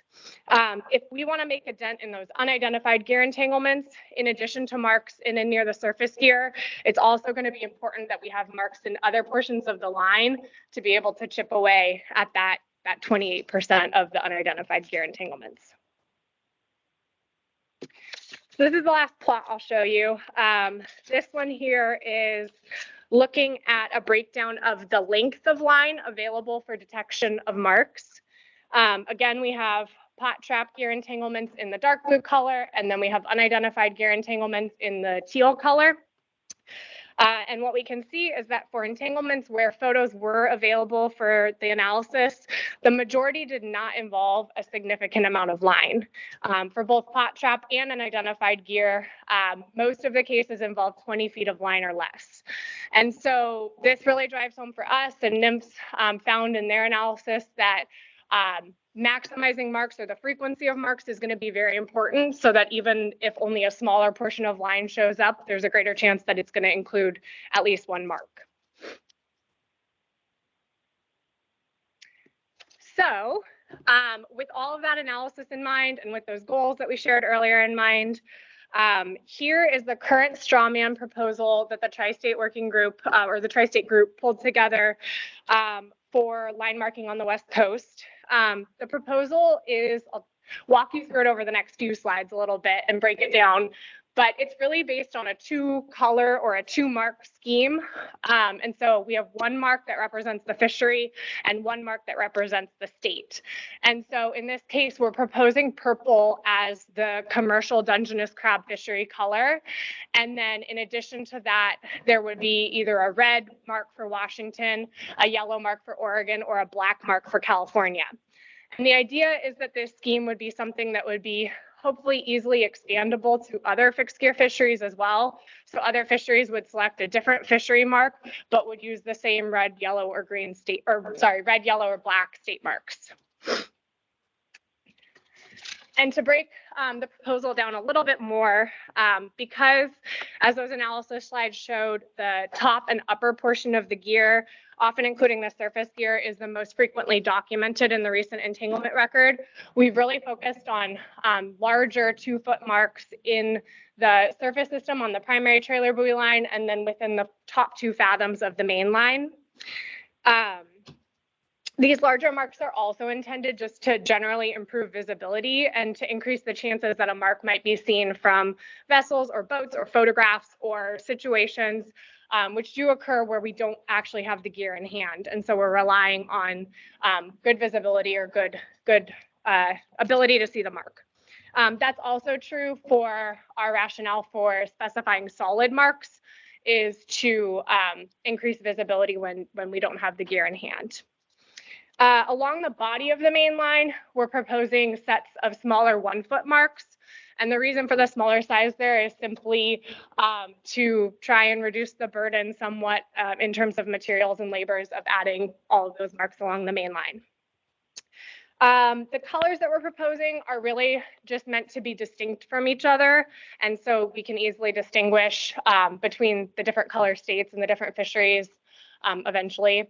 And we also tried to specifically avoid greens and blues because the NIMS analysis also provided documentation that the majority of entanglements involve green and blue line. And so trying to reduce that as well.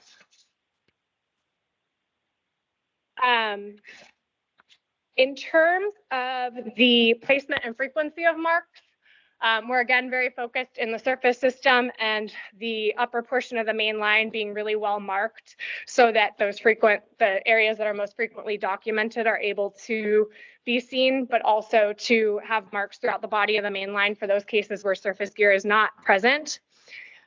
We've also specified a distance, sorry, it was on the one with all 3, it's not on this one, but specified a 6-inch or less spacing between the 2 different colors. And the reason for that is simply to try to make it as likely as possible that the 2 marks are going to be seen together so we can make a complete attribution so that we can know the fishery and the state.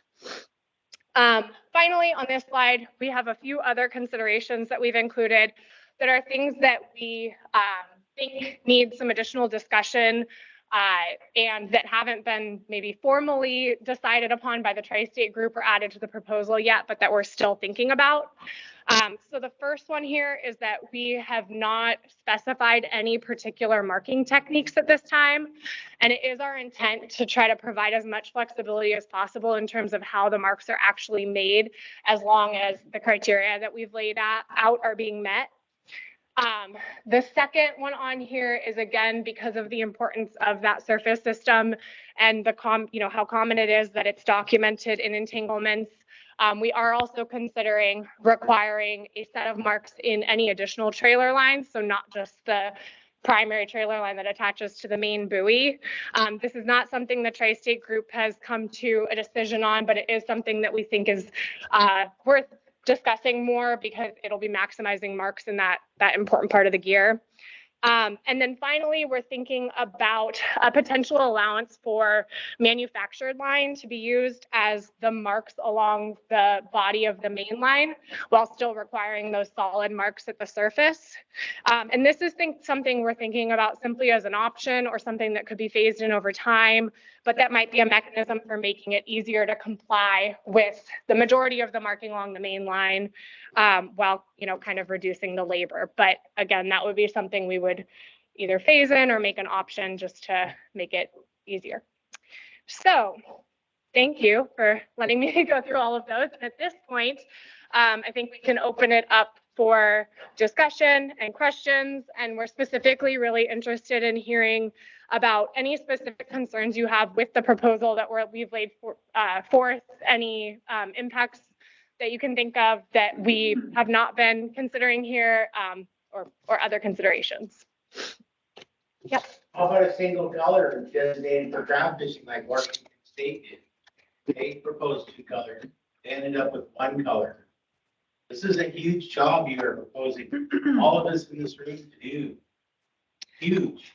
Thousands of dollars to come help you, I'm sure. Oh, so they decided on color. So Washington is also considering, this is a tri-state proposal. Washington is also considering amending their rules to be the same as this proposal. Fishery now, you could designate 1 color for the crab fishery and everybody use that color. You just saved half of our work that you're asking us to do by doing so. And it can designate crab fishing. But do you want to have? So if you have another fishery that you have to mark the line, make it a different color. Yes. But it's also really important that we know what state it's coming from. We don't want to necessarily. A different color. Only so many fisheries. There is. Do different colors. So you just knock the work in half by making it 1 single color. You can make each state 1 single color. Each. You can't across all the fixed gear fisheries. There's not enough color for fishery and state in a single color. And we want. There we is. don't want to take any There responsibility. is. What other fisheries? You have like 3 or 4 fisheries. How many colors is there? I 100? think California has something like 12 different. Something like, yeah. That's still, there's way more than 12 colors. Right, but then if you have to have. Distinguishable from a boat where you can identify. Yes, the line. there is. There's more than 12 colors. But even if you have the 2 color system, you're still gonna have colors for those 12 different fisheries, right? What we're saying is the Yes. second color being the state designated one, that's it. Or maybe with this, if they provided the line, had somebody put it together with 2 colors, There's a lot of just one work line. there. They settled on 1 color in that state. There is. They have. They're committed to changing because they recognize. That it's not one working. Isn't. I'm trying to make this sound more feasible by using 2 colors. So- You're making twice the work for us. What have you guys heard about them marking their line? I heard they had to mark, I believe it's 18 inches red. No, I mean, how it went for them doing. They have that. to mark 1 at the top and 1 at the bottom. How did Nowhere in. the actual marking go for them? I- Individuals I who have- had to mark their gear. Was it easy? Was it hard? How did they do it? Depends on how Hours. Depends on how you do it. If you have to splice that line, you're talking weeks of work for me. So what I heard, and I'm not sure that this is across the board, but there were methods where they would coil up the rope and they took spray paint that was durable. Spray paint will last. It was durable in the block, and there's a particular. I spray paint my lines, it's gone. I'm just telling you. The what other I way heard. I heard was to take a piece of PVC and dump it in the paint. In a can of paint. To splice all that line is, you're just. Well, and so one of the points on the previous slide was about flexibility, about way mechanisms for you actually to mark your own line. So we're not At this point, Okay, I'm planning to, suggesting one color. That is so important. I'm sure everybody in this room would agree. mechanism, I'm talking about whether you use spray paint or dipped paint. Spray paint one. Or splicing line. We're not necessarily saying you have to splice line in to. I understand, but now you're having to do two colors. It's twice the work. Okay. And I think, we'll go to Hugh next, we'll go Jerry first. Is this mainly to separate ourselves and entangle? I mean, this isn't something the whales are gonna see in Dodge. This is identification purposes. Exactly. yeah, Yeah, we don't think that there's any. So, it's good point. Go ahead, Hugh. I was just wondering if you, when you're talking about ways to mark the line, I mean, we're gonna have to kind of think out of the box, probably. Not something that we regularly do, but is there any chance that there's like a heat sleeve where you just put the sleeve on, there's two different colors, hit it with a heating gun and it just melts it right to the rope? The problem is you've got an eye spliced in that line already. For new gear, you could probably get away with that. For old gear, how are you gonna put the sleeve over and shrink it down far enough? Yeah. To where it's tight, it'll slip up and down the line And how many times? and how many times through the block? Just to put it into perspective, I have 2,500 lines. I'm sure you're gonna, put a fine on this if the line isn't marked. That's kind of the normal bullshit deal. And so, yeah, it comes out and, oh yeah, well, I spray painted, it came off. I mean, where are we gonna go there? I mean, come on, we gotta do a lot of thinking here. A lot of Well- experimenting. You guys need to do a lot of experimenting before we have to do it, to make it easier. It's actually gonna be the reverse. You guys are gonna have to experiment and you guys are gonna have to tell us what works. I knew it. And we will support you through that. And I think one of the You gonna give us a sources- grant, pay all our employees for well, that? So It's good to we- see sad. so I would be happy to set up a discussion between Oregon fishermen who want to learn what Washington learned about, and they tried dozens of different things. And they came up with things that I have heard people are like, yeah, it's, it's a pain in the ass, but it's not that big a deal. That's what I've heard from people who are already doing it. What did work on it? Paint, spray paint, and there's a particular brand that is durable. Not every kind is durable. Right. And you coil it up and you spray it. I was gonna say they were surprised at how effective duct tape was. They thought it would come right off, but they had folks who it lasted the whole season and it stayed on well and it maintained its color. So a lot of Gotta do it every year. folks have moved towards duct tape. Oh, I'm sorry. No, you're fine. You're fine. You're talking about 4 foot of line being wrapped in duct tape. If you know how our crab blocks work, just trying to get that through the block and start pulling on the line. If you've got 4 foot of line, that's 2/3 of the way around the crab block. That duct tape's not gonna bite and pull that line. Crab rope does. So I could see an issue there. If they that- run into that would be that too problem. slim. They didn't bring that up, other than the biggest problem with duct tape was some fading of the colors by the end of the season. They weren't for Right. paint either. Their marks are shorter. Their marks were, yeah, absolutely, 18 yep, instead. they were 18. shorter. When are we gonna know? Do you what just- the markers are gonna be? Because we have the opportunity to do some and start experimenting this season before we're required to do, if we know what the marks are supposed to be. Yeah. Good point. I think the experimentation can start now at any time. Just don't. I don't- Spread. I don't want to mess up lines with something that turns out to be permanent and then have to mark it with something else. Yeah. Yellow and purple. So this scheme, so just I'm already. just for, Throw a little glitter in. no one is in trouble. Well, not with us. So this whole idea, this proposal that we keep talking about, this straw man proposal is also going to be used by federal fisheries who are considering doing line marking. So we've got the 3 states.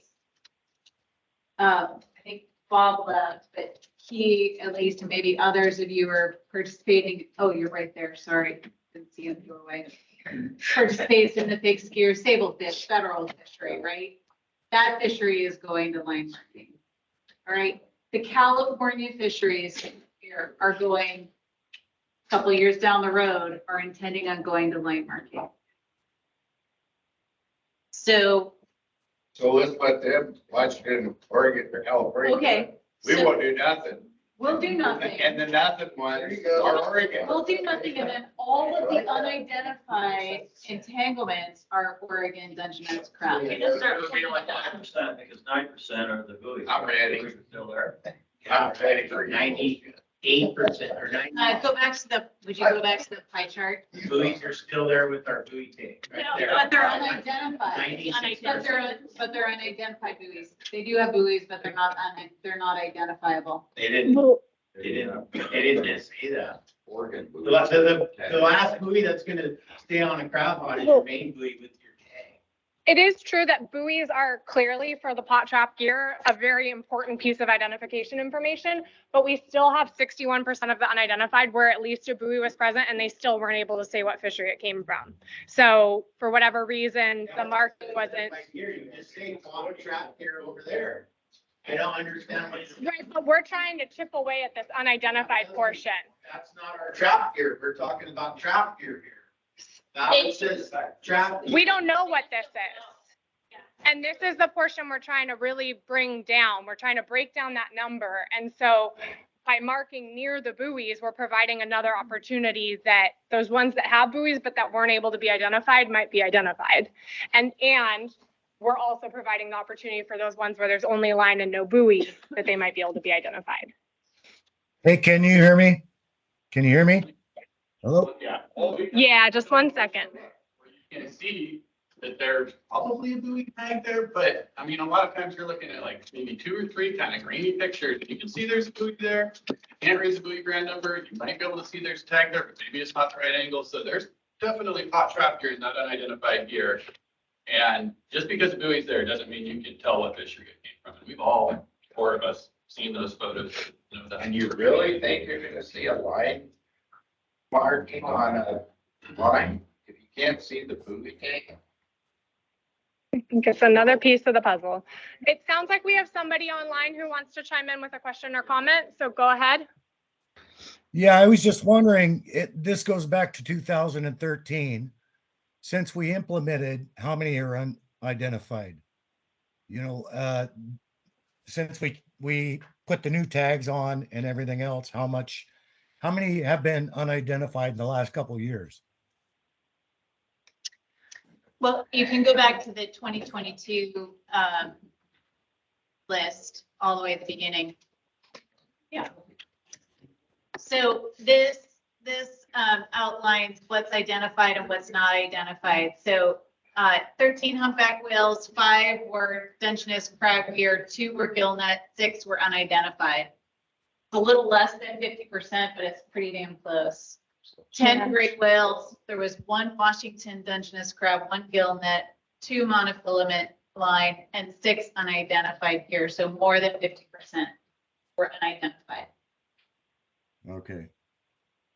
And the killer whale unidentified. So the bulk of the whales this year, well over half, were unidentified here. So our job, trying to better identify the gear, is to say, we're doing a really good job identifying our gear, and these unidentified entanglements are not ours. But most of them had buoys. The ones that were recovered had buoys on them. Of the humpbacks, we had 4 of the unidentified cases have buoys attached. Okay. The other 2 were line only. And so for the ones that are unidentified that have line and buoy, if the line has a mark that's identifiable, it can be identified. If the buoy can be identified, it's identifiable. If it has a buoy tag, it can be identifiable. Is this gonna change the sport regulations too? To make them mark their lines, or is this just for commercial? This is related to the commercial crab conservation plan and incidental take permit. This is a measure for the commercial fishery. It's just the labor that you're asking. And it's not so much you're asking me, you're asking my employees, that it's hard enough to get employees anyway. And you start making them do more than they, want to do, and they're gonna walk, and then we're, here we are again, no employees, I mean, it's just. You gotta suggest. I just don't think there are enough if we need the state and the fishery, like when you get all those combinations, it's just too long. Movie snouts are made out of a certain color. I mean, Oregon gets yellow or whatever color because that would never fade. And it's, it would eliminate the 2 marks on the trailer, because I mean, what's really 2 marks on a 3,000 trailer gonna do for you if the buoy snouts were a certain color? And it's never gonna fade. It's a good point. Yeah, And and- also, to back that up, we dip our buoys, keep it clean, but we don't always dip treader ropes. Those get mossy and black. You're not gonna see those colors anyway. In the top 60 feet of the rope, same thing. It gets mossy color. You're not gonna see those colors on those lines. Yeah. Or you would see, we keep the buoys clean, and you would see those ropes in the buoys. And any brand new buoy getting made, it's just gonna be built in. The same color. Yeah. With any of this, It's its own color. with any of this, it's got a good point with the financial responsibility here and the labor involved. I mean, we keep, with the conservation plan, I mean, I'm all for a lot of this stuff. I want to keep crabbing forever and not entangle whales. And I mean, I want my business and my education to grow and keep going. But in this plan, a lot of our opportunity to make money has been reduced, and our crewmen are not in these meetings, but they are affected by all that, and we keep losing them, and it would really help us, I believe, if there was some kind of financial support for some of this stuff, I mean, I'm not against doing that, but I have to ask my guys and myself to spray aerosols or wear a mask, suit up, do paint, do gloves, do all this stuff. Whatever way we do it, any way you do it, it's gonna be a, financial challenge and labor, shortage, and any kind of, I mean, maybe there's some kind of grant out there that could help with this, paying for markings, I mean, anything would give us a little boost to feel like we, Yeah, support it. if you can come up with some money for this project and you pay these employees, I think you got something, can happen, but man, we gotta tell these guys to, going through, God, I can't imagine. Totes and totes and totes. You're just, yeah. Killing us, worse than the 20%. Even though I don't do it. And the single color. Question, you showed a slide that went back to 2013. We only started registering our colors, sending in photographs 2 or 3 years ago here in Oregon. Did the other states do that at the same time? Washington has that, and they had it prior to us. I don't know exactly which year. And California, as far as I know, does not have that in place of the registry. So, and 96% of the pot trap here has buoys on them. And so, yeah, that's from 2013, the unidentified year. So that even in Oregon, that percentage of unidentified year is going to shrink, especially as California begins to mark their buoys there. If 96% of the trap here comes with a buoy, it seems like it would be reasonable to focus on identifying our buoys. They're almost always there before we jump into marking up to my count, 1 million marks just an Oregon line. If you want, we're going every 10 fathoms. That is a lot of work. And maybe, you know, we could, and in the other fisheries, you know, as Karin mentioned, we fish sablefish, crabs. All of those buoys are going to be identified better. So that spends a few years marking the buoys, which is much easier to do than marking the line.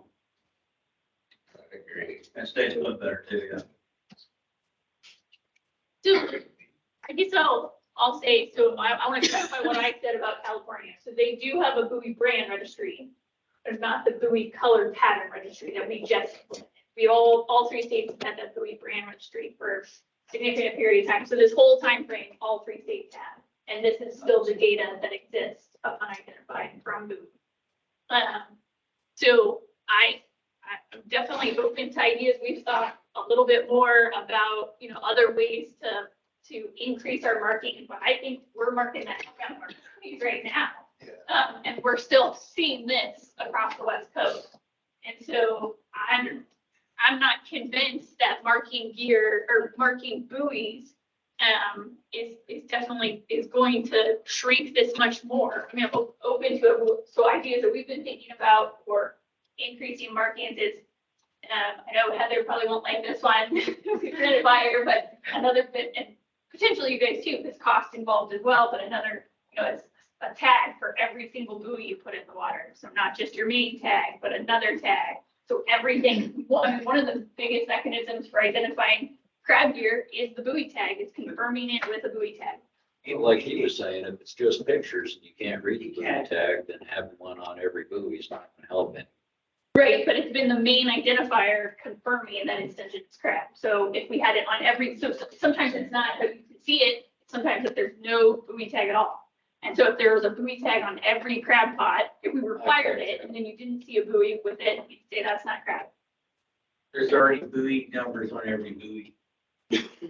Every buoy, at least in my arsenal, has my buoy. That's exactly what I'm saying. I think So you can take that number off that buoy without putting all them extra tags on there that cost a lot of money too, and ask the state what boat this belongs to, and they'll tell you. But so that's already required, and we still have this. I know, but why are you saying buoy tags on every buoy? The buoy already has our numbers on it. We don't get the gear badge, that's fine. So Yeah, if and you just so have a picture and it's. If the buoy is you turned can't this put a way. number on your buoy. Or sometimes the buoys look.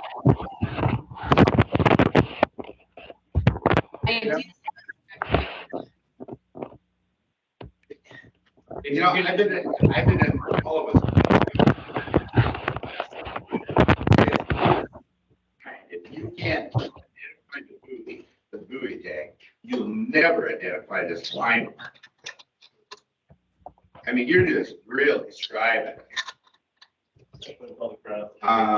Anyway, you know, like Rex, you know, the dirty, you know, road, dirty, you know, that's, yeah, the first maybe week or so of the season, yeah, okay, you're gonna be able to see it, but maybe, but, yeah, no way. You gotta come up with the buoy, I think you know, like the log, best that's the best idea. Why we keep clean. You guys have pictures of them on. If you use the buoy ID, figure out if that's a entangled whale or a Washington entangled whale, get them to come on. So that's, we're already doing that, and we still have this So you whole can't amount of fix- unidentified. In a couple of years, you've got paper pictures, maybe 3, how long have been? For pictures, yeah.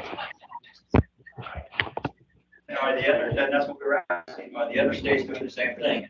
Do they have it? Do They have buoy colors. And California as well. California, I don't think they have a buoy color pattern registration. They have the brand. So this could be a tri-state, we'll get California to come on board, let's see if it works for a few years.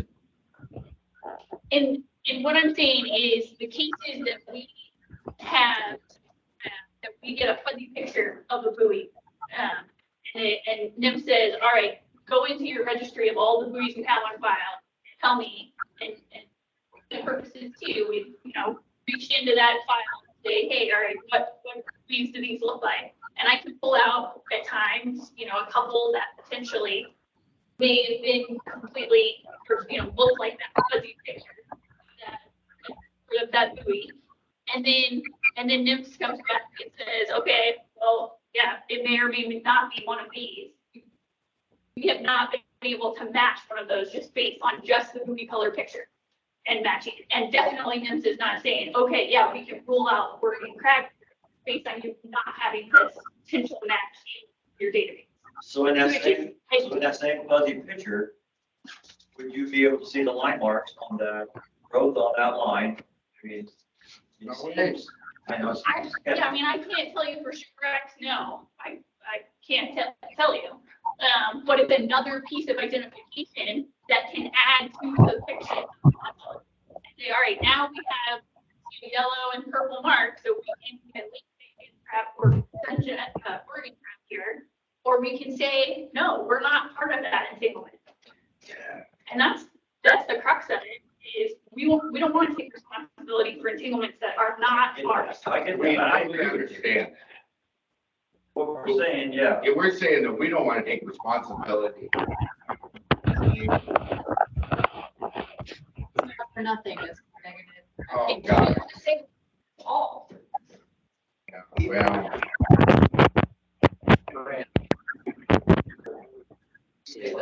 Well, see, line markings are gonna be so much harder. We're talking about a 3/8 line versus a 9-inch buoy. yeah, I mean, The brand You're new right. tag. The challenges with the buoy color pattern is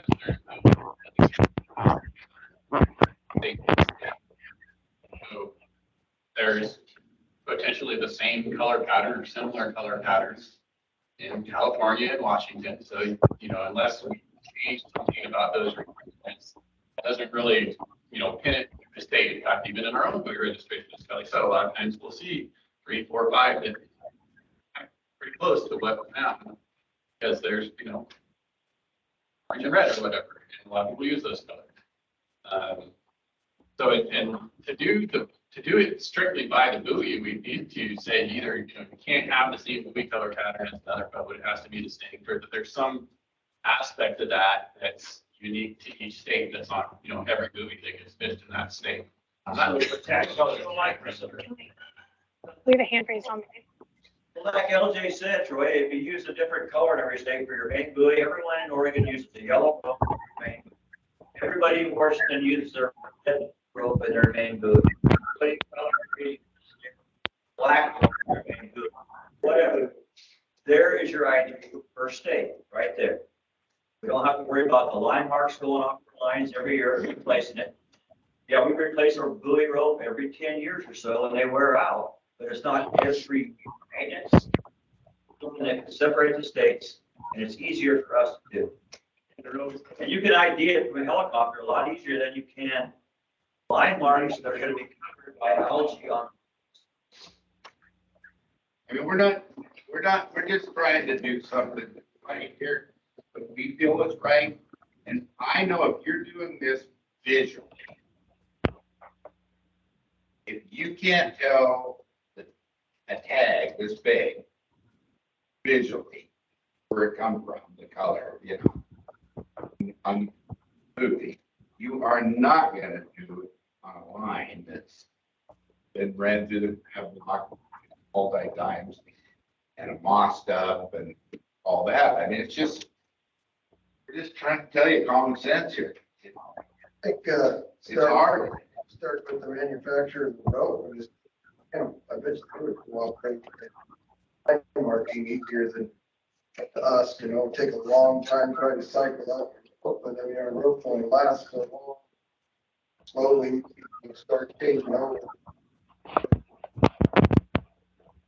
mean, possibly your whole more gear, you're not breaking road, you're better road, I don't know. I know that, about that would make the most sense.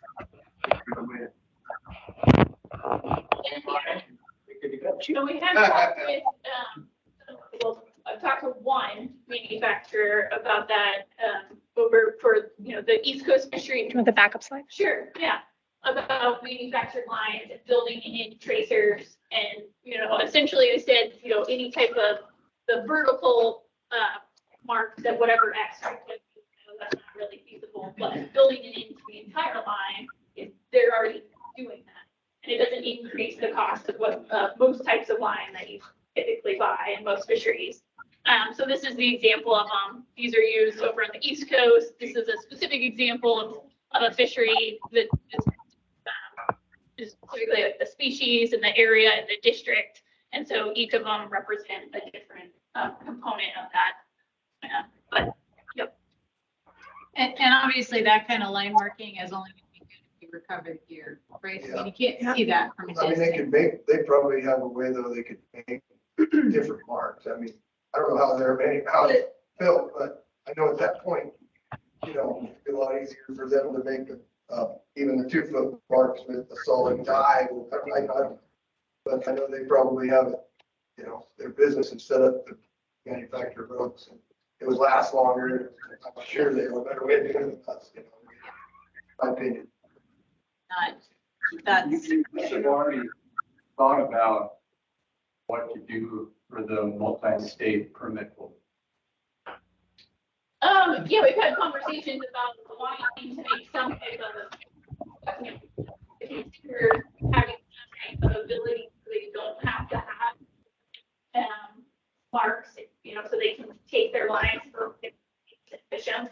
But the point of the line marking is to from where you're setting the gear from each other. So we'll think having a consideration that allows multi-state permit holders to fish one set of types of gear of line. So that would be for whatever, I mean, if that would be buoy, you'd have to change your buoy if the buoy was the mark, or you'd have to change your line if the line is the mark, because you want Oregon gear to be distinguishable from California gear. That is the point. You're being held accountable for So- marine life that get entangled in gear that is set in Oregon. But before we continue with the questions in the room, Mike has had his hand up online for quite a while. So I think maybe if we see Mike, do you want to go ahead? Yeah, I just think that whenever we have an issue like this and we try to solve it with a proposal, we need to look at both sides of this proposal. You know, the plus side is that maybe somebody might be able to say that it wasn't an Oregon crab pot that entangled this whale, or maybe they won't. I personally think that the guys that say that it's going to be very difficult to see those marks are probably closer to the truth. But think about the downside of what we're talking about doing here. You're proposing spray painting all this rope. I mean, each one of my boats has approximately 50 miles of rope. We don't know which rope's going to end up on the gear on a given year. So we're going to have to spray paint all of it. And I don't know how much, you know, if each can of spray paint is going to do 10 pots and there's 120,000 pots in the water, you're talking about 12,000 cans of spray paint. You know, all that is got propellants that are negative for the environment and negative for the crewmen that are spraying it. And, you know, the cost of that, you know, $5 a can of spray paint, $60,000 of the spray paint, and you really don't know if it's going to work. And you're saying, well, we're committed to doing this. You guys figure it out. Well, that's really easy to say. You know, you guys figure it out. Well, it would be nice if something was figured out and proven, and the side effects and the negatives involved with it were considered before you just throw it in our face like that. You know, we're going to do this by 2023, period. Well, maybe somebody should figure this out before they just say you're going to do it. And we're not going to worry about the side effects. You know, what's an extra 12,000 cans of spray paint in the air every year? You know, we already got 120,000 of these tags going in the landfill every year. They used to recycle them, but we don't do that anymore. You know, there's a negative side to everything, and we need to consider that. That's it. Yeah, that kind of comment, we definitely will take to there's a workshop that's happening around the sablefish fishery coming up on November 16th. So NIMS is hosting that workshop, and we're gonna attend and talk about, what we've been talking about in Oregon and what happened in the Washington part you guys brought up and what these difficulties are. So this conversation will be helpful for that. And Well, that's my definitely- comment was relative to crab, not sablefish. But it will affect, so the way I'm seeing this play out is that what happens in crab is going to happen in sablefish, or a different way of saying it is what's happening in sablefish is going to impact crab. We can't split apart at this point because this conversation is happening in all different fisheries. And if NIPS makes it a regulation sablefish fishery, then they're going to expect NIPS, who issues the incidental take permit, is going to expect us to do the same for crab, right? So they go hand in hand. And so if we can have a better conversation in November about what some of the downsides are, some of your ideas we've already thought about and are trying to figure out how to have just, a line manufactured, just like you guys are talking about, right? Have it just be a line color. How do we make that work? How does that work into these regulations? That kind of thing, having our regulations allow for that. So those kinds of comments are going to help us with that workshop, with that federal fishery. And what happens there will impact us. It will set some expectations. It'll set some precedent. I don't know what it will be, but it will definitely relate to us somehow. We totally understand that, Karen. But the thing about it is, you got to do something that really works, not just like Mike said, stabbing it because the nymphs want you to do, they say this, you got to do this. And then it don't work. It's kind of like, we've had enough of that kind of stuff. So let's have somebody take a line out, mark it, leave it in the water for, a month or whatever, let a little moss grow on it, put 2 buoys on the end and stretch it out in the ocean, have the helicopter fly over and see, take a picture and see if you can see the line. I'll bet you you'd be real shocked, like, oops, this doesn't work. Hello? Don't make all of us do all this, nothing. Sorry, I'm listening in on a Dungeness crab call. I'm trying to turn that down. I understand what you're coming from. Okay, and just indulge me and say that maybe some of the guys in Washington have figured out something that works, and maybe a conversation with them would be helpful. That'd be helpful, no doubt. But the real question is, does it work for you? If it's not,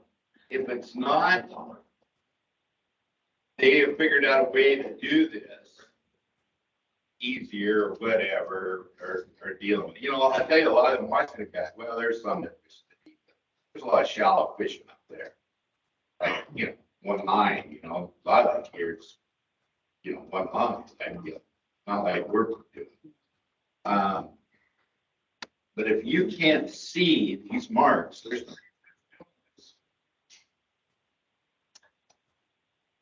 Looked at a lot of the pictures of the whale entanglements. And for whatever reason, a lot of the line that's around the whales seems to be clean. I don't know if they rub on things or I don't know what they're doing, but if you go back and look at a lot of the pictures of whale entanglements, the lines are not totally black like when we don't bleach them out there. The criteria for these markings, is there any flexibility? I mean, is this set in stone criteria? I mean, if we've got a year before this gets implemented and these fishermen come up with a better way, that, I mean, is there opportunity to change, I guess, the solid marks, you know, all the way around the road? What if there was a way to implement a piece of webbing or another piece of braided twine, a colored piece of braided twine that could be maybe spliced in, that doesn't necessarily negatively impact the lay of the line, like, you know, we mark wire rope all the time with webbing or those kind of marks. Is that, I mean, is that a possibility? I think it would probably go through the block, but the labor to do So, that, yeah. I agree, is unreal. So somebody showed me a picture, I don't know that we have a picture of it with like, you know, short pieces of, I think it was surgical tubing that they, you know, poked through multiple places to make the mark. But I think it would But it's, also. but the labor, I mean, I don't, Labor is the astronomical. same or worse. If I anything you do, cannot the labor is compare going that. to be. Yeah. Every time you need to stick So- one of those through, Ridiculous. you have to twist the line on your Yeah. stick it through. Put out. I mean, to me, that's like, And That right there is about as many times as you need to twist the line. So And- 2, 3, 4,000 times. Yeah. That's what we're talking about. That's the labor that goes into. And, making this happen. you know, I think we recognize, I might not sound like it, but we recognize that it's a lot of labor. And so we want to make sure that if you are putting this labor in, that it is going to work. And so that's part of the reason for, you know, thinking about solid marks is something like this. We're not sure that that's going to show up in a photograph or something like that. We're not sure the solid mark will either, but it has a much better chance. We think that a solid mark is going to be a lot more likely to be able to be seen than some of the non-solid options. And so, you know, if we're going to ask you to put in this labor, we want to do it in a way that's going to actually give us the best chance of being able to identify it. There's also concern too that we've heard from NIMS disentanglement teams and whale folks about this potentially increasing points of entanglement where, you know, the line could start looping around these little pieces that you're sticking out through ropes, and so slicing and not contributing to risk. So want to keep that into consideration as well. Curious, the crowds in the room. See the short top strap. So we've been doing this on our gear for about 15 years because it's easier to change the rope lengths without disassembling all the buoys. So, you know, we have like a 1 fathom top strap.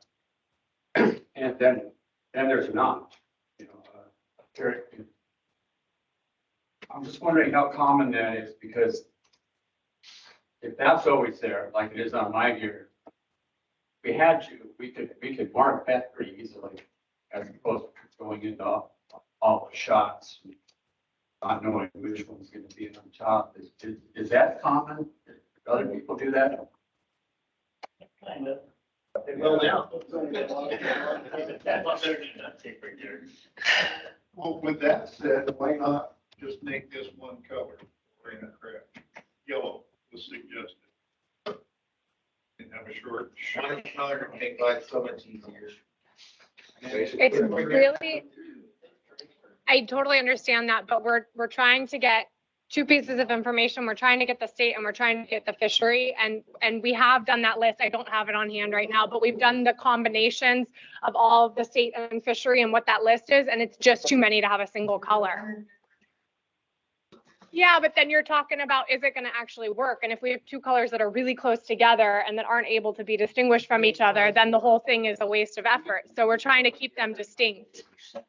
They don't know if who is gonna, you know, you guys don't know if line, you can't tell us for sure that you're gonna see a line mark, if that's gonna work.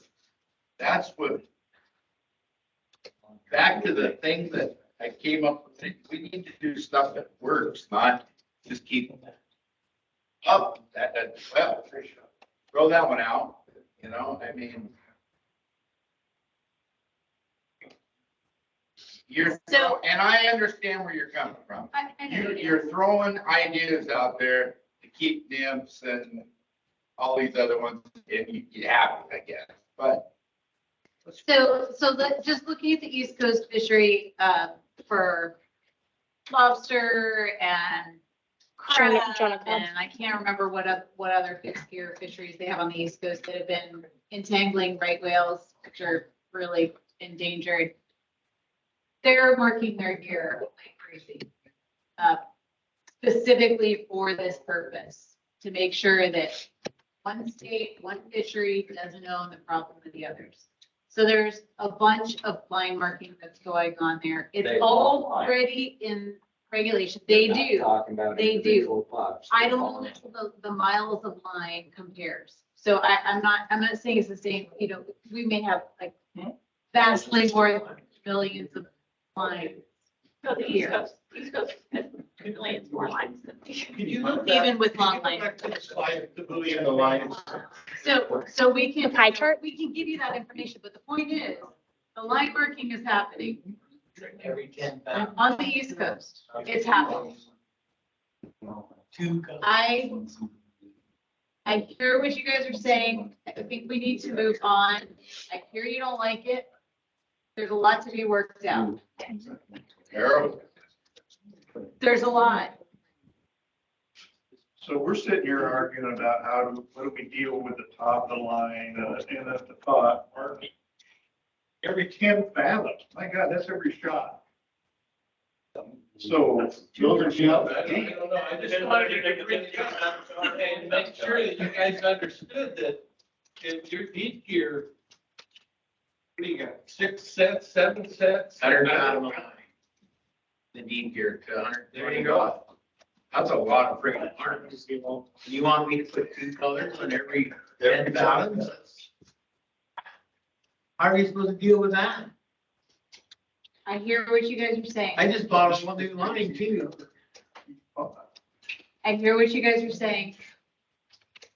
We need to move on because we need to get to surface gear issue also. This is not resolved, right? We don't know how this is gonna move forward. We have a proposal. You've given us a lot of feedback. We're going to the Stablefish workshop. We're gonna get more information there. We're gonna take the things that you guys have said, share it in that menu. That's kind of where we are right now. It's not dead, because if Oregon is the only fishery, Oregon crab is the only fishery that doesn't move forward with line marking, we're owning those unidentified entanglements. We don't want that. Only if you look. We don't. Oh, I don't have the ability. Your innocence. You need to be proven you did something. Well, So what are they gonna do? that's up for debate. I hear that. All right, why don't we The issue. go ahead and do we want to do a quick 5-minute coffee cookie break and then we'll resume at 3:25? That sound good?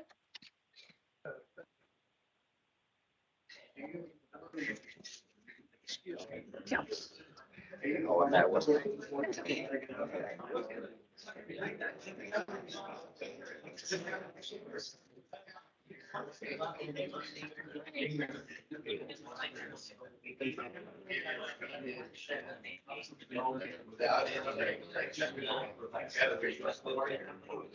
Yeah.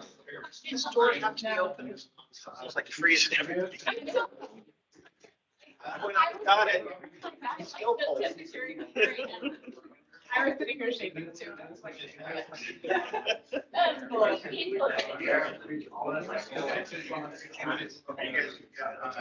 Listen to the air. It turned everything. I got my. Let's leave it open. We made it. Close, we got close. Slam shut. No, I know why you asked me, like, online market. They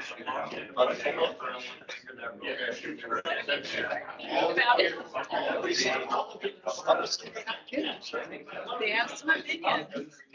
I'm trying to think out the box. What are those things they use in the stores to push? I want to be about history, things that I'm not sure I understand. I mean, if we ask everybody to replace their main movie, I mean, that's way more expensive than.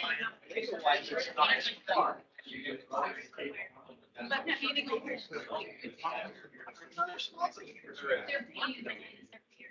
Go to these meetings. Okay. That's. I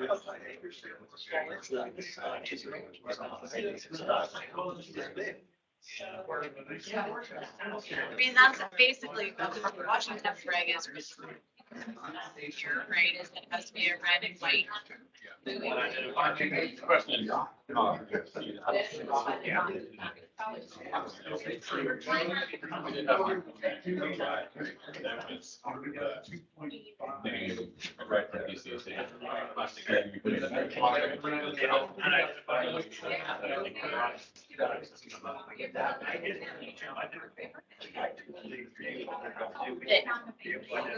You got comments?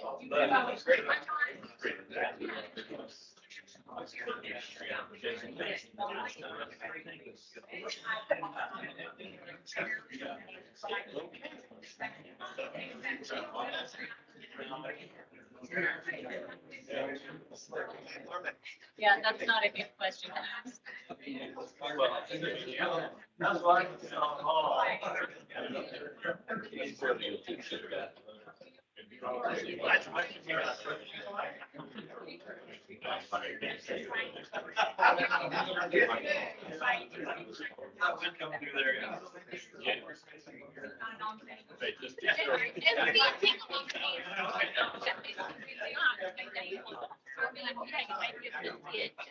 It's not. I thought Emily's observation was really good. We don't even worry about that.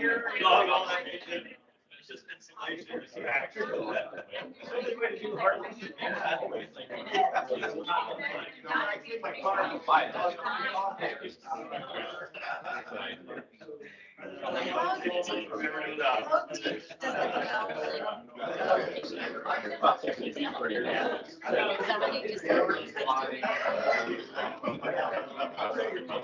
That combined with the fact that it's identified as being the top 70 feet doesn't make sense.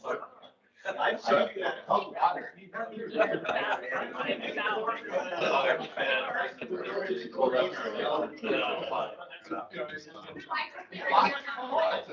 Yeah, it does.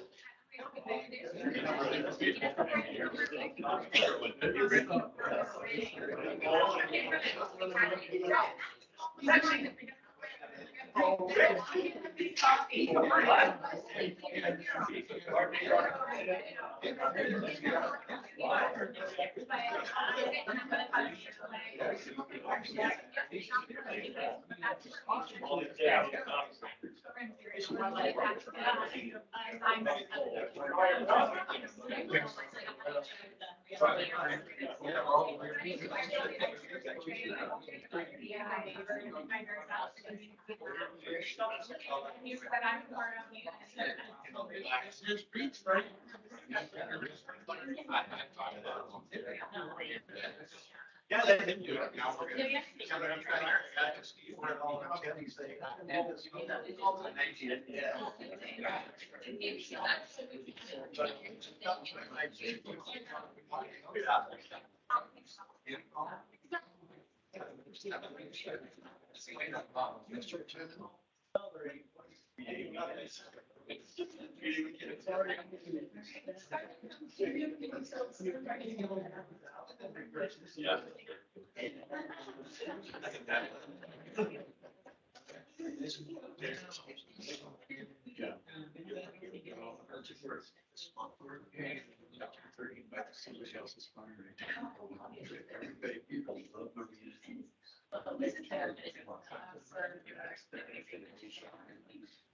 Yeah.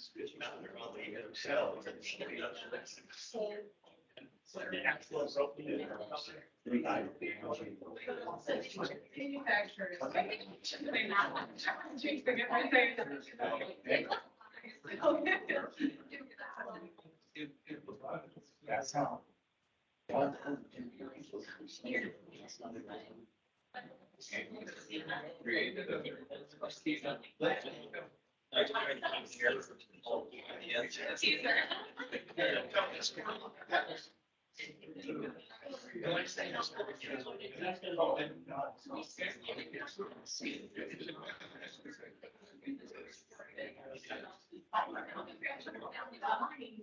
Yeah, but they all think like.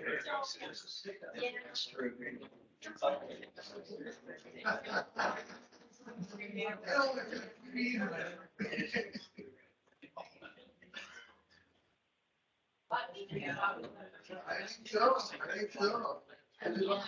Oh, man, I don't even read that. Usually they just go crazy. Somebody has to work on that. Yeah. Yeah. Goes into.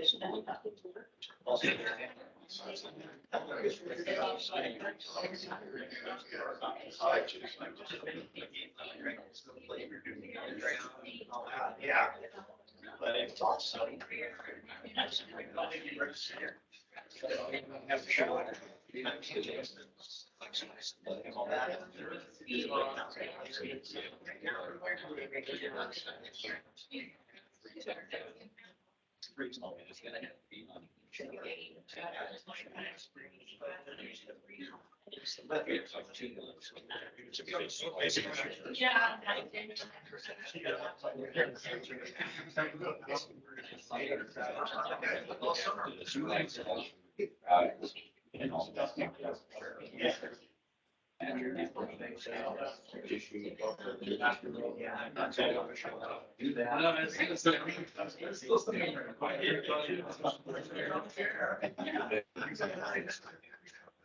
I didn't have any.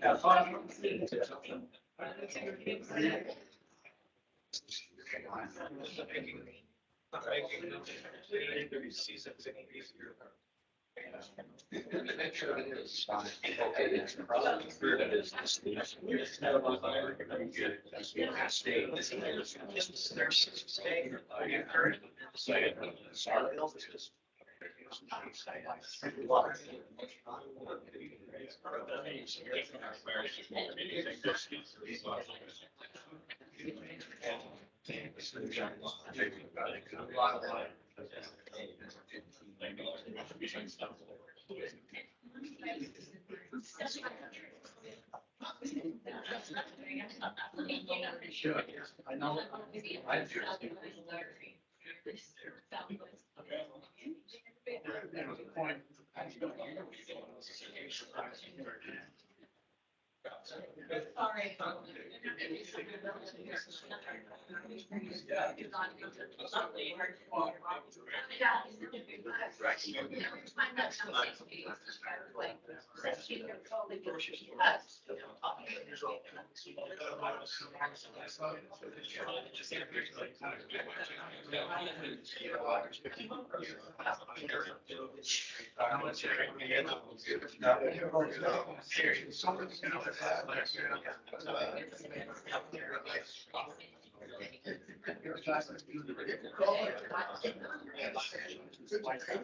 They were getting it.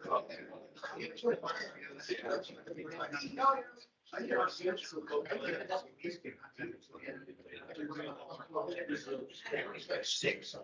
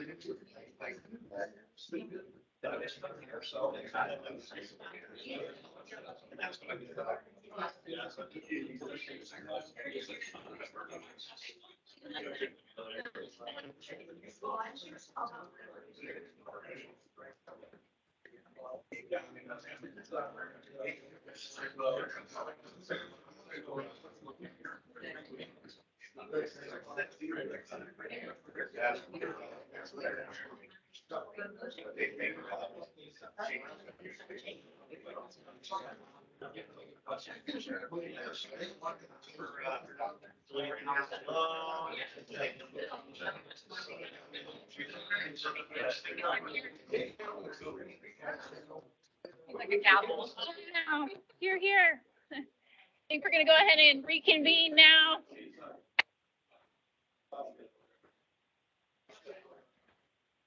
Tried to get Karen's attention.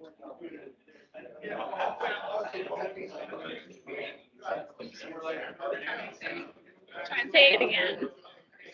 All right,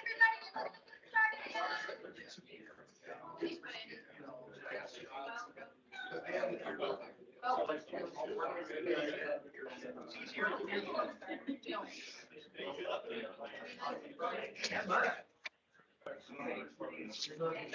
Hard. She's holding court in the kitchen.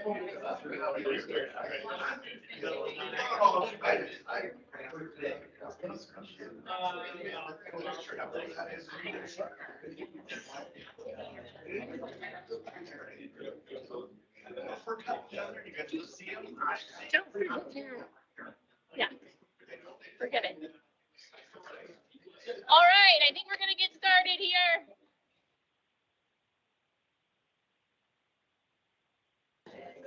We can start talking about it.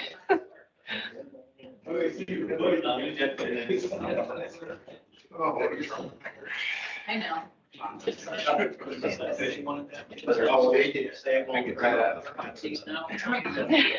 taking it now. All right, I think we're gonna get going here. One last discussion topic around reducing risk of marine life entanglement is a proposal about limiting surface gear. So as we've talked about even during the line marking, we went over a couple of different pie charts where, showing that buoys are involved in a lot of vast majority of entanglement events. So, which, could the mechanism of whether or not buoys are contributing to an entanglement, to the actual whale getting entangled or not, they're involved. So potentially reducing or increasing risk of entanglement, thinking around knots and splices and leads, also contributing to risk of entanglement. And so the proposal is to limit the gear that we have on the surface to potentially limit some of the splicing and some of the knots and buoys that we have in the water. California implemented this surface gear limit over here, this diagram on the right, and we'll walk through it here in a second, in 2018. And Washington is also considering a similar requirement. So we're also interested in this to have some tri-state consistency with a surface gear maximum. We're also have this, in it as a commitment in our conservation plan as a risk reduction measure implemented for the target being the 23. So not this coming season, but the season after that. So the proposal that we have up here is the California regulation as it currently stands. And so what this is showing is gear that's fished inside 35 fathoms can have a maximum of a 4 fathom surface gear setup in length, and then outside 35 fathoms, a max of 6 fathoms of surface gear at the surface, with no more than 2 trailer buoys, so a main buoy and a trailer buoy of 3 buoys total, fished at any inside or outside 35 fathoms. And they do have an allowance for an in-marker buoy attached to 3 feet of with a minimum or maximum of 3 feet of line for an in-buoy marker.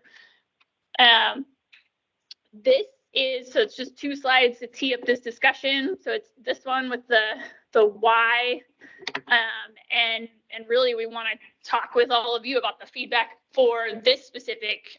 Really interested in hearing about why this could cause problems in Oregon. So is there reasons why we couldn't have this regulation here in terms of ocean conditions off Oregon? And then what are those specific concerns?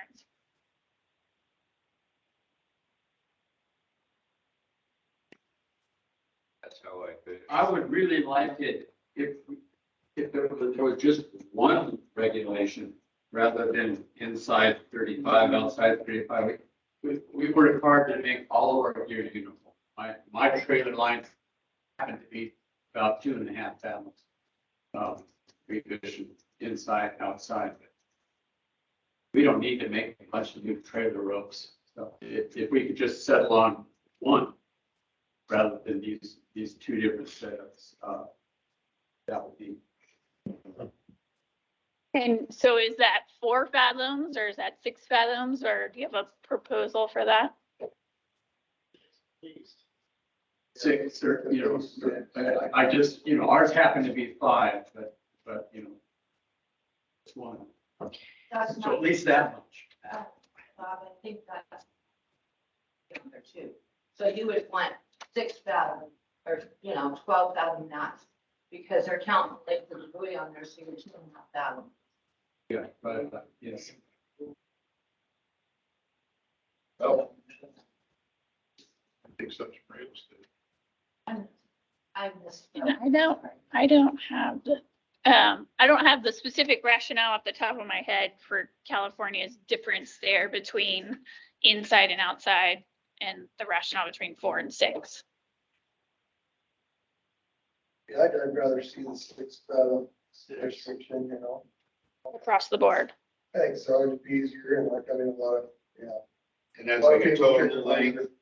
Total length, yeah. So from the back end of the main buoy to the end of the trailer buoy, 6 fathoms. I guess some like deeper gear would be just barely longer than that. I would hope there'd be a little flexibility in that, but we go close to 6.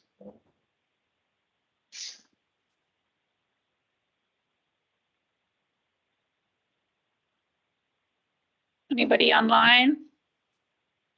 Questions, concerns?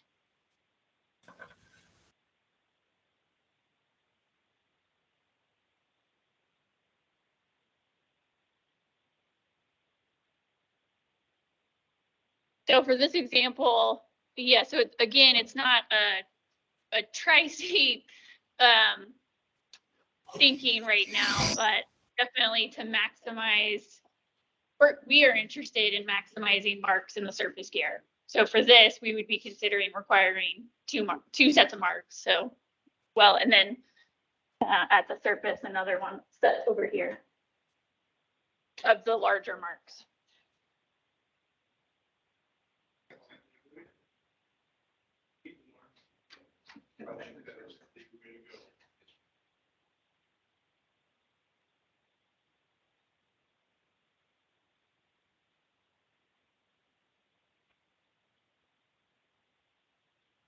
For some of those unidentified, I guess it's hard to tell this, maybe this is not quite.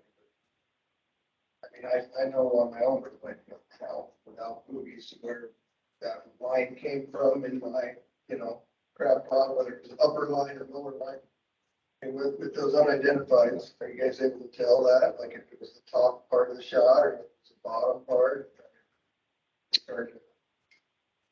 Specific to the unidentified, I don't think they've parsed it out that way. Yeah, and particularly the ones that are line only, my guess is that is not possible. There was that portion of unidentified that had buoys, and so in those cases, like they are able to tell if it's an upper, if the line that is also on the entanglement is from the upper portion. But I think for line only, rarely if ever are they able to tell what portion of the line it is. Of all the unidentified here, is it all pertaining to Dungeness crab fishing? So it's unidentified. So no, It's got yeah. a mooring line on it. Do we have the ones with everything? So it shows the notes and the full pie chart. It's broken down. Doesn't. Yeah. Orange line is. So, I think this is what you're talking about. So this is like gill nets here. You're talking about within the unidentified though, Yes. whether how much they think is That's hot specific trap. Yeah, are you saying 51% unidentified comes from the Dungeness crab fishery? No, nope. 96% for pots and stuff is identified. So there was a question about the type of line, and the last conversation we had with NIMS was about the gauge of the line. I don't think that we can. Because I run heavier stuff when I'm long lining pots, and I use thinner line when I'm running tough gear, as opposed to the crab line. And they measure, I mean, they try and measure that. They try and estimate that. So that's recorded somewhere, right? When they recover gear, which is by and large not the case. Because most of it's through your fixture. Sure, correct. Yeah. I'm not certain, Mark, did I answer your question? I think so. Okay. Yeah. And so another one, you said the unidentified line, most of it is under 20 feet in length. Yeah. So that could be anything. If that's a cut off piece of line that could come from out of the field. So that's what's visible, not necessarily how much line is on the whale, right? That's what's visible, that's how much of it they're able to see. So And it's estimated. Yeah. there's more line there, that's just what they can see, you know, it's trailing off sometimes to a pot has. So the pot's hanging down in the whale nest, what's trailing line. And this is their estimate of the length of that line. That's where we did last year. I have to say, I agree with Bob, it'd be really nice if we had the same regulations, you know. I think a lot of people take a shower, they take off toys and cannons and stuff, anyway, you know, so, part of that people are gonna deal with on their own, but I think it would be nice to have one regulation for inside and outside of the. Okay. A question for the crabbers here, you know, like, if, for say, if it says 6 fathoms, like you guys are doing now, are you fishing more than that already, or are you already under that limit, so you wouldn't have to change it? I'll pay for more than that. Not much, a little bit more than that, especially if you're going from to the end of the buoy. The buoy and all that take up 3.5, 4 feet. And when it's a certain set fathom per trailer line, plus, you know, and the deeper you get, the more appearance you got, it's harder to, your chances of seeing that on a daily basis get less and less with every foot shorter goes up. Yeah, I agree. I'm probably breaking the law at 6, but barely. They're targeting my back. I just said it online. Recorded.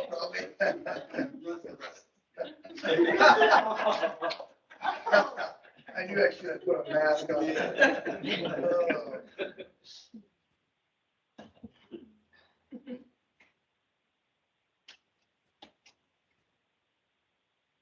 So, Heather, Ben, do you guys have any comments on like gear that you've seen that's kind of egregiously long? No, I was surprised it was that long, so no. Okay. No, it doesn't seem that long number.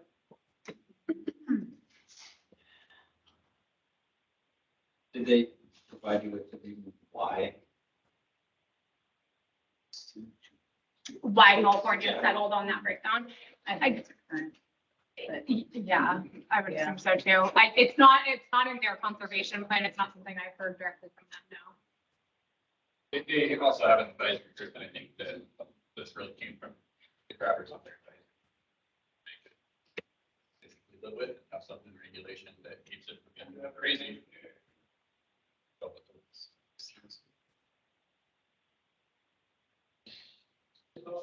Okay. Okay. All right, we're gonna switch gears a little bit. Just last thoughts on surface gear before we do that. switching over to hopefully, so we just spent over close to 3 hours talking about proposals from us. So wanted to spend a little bit of time here talking about some recent proposals we've heard from the fleet. This is not a list to offend anyone. We get lots of requests to change things, so it's not all encompassing of everything we've heard about changing. So that's not what this is. It's a couple of recent proposals that we've heard, and we've tried to flush out, to evaluate them and flush out ways that potentially they could work. So we've identified the management concerns and some potential sideboards that if we were to move forward with them, how that could potentially work within regulation. So there's 3 of them.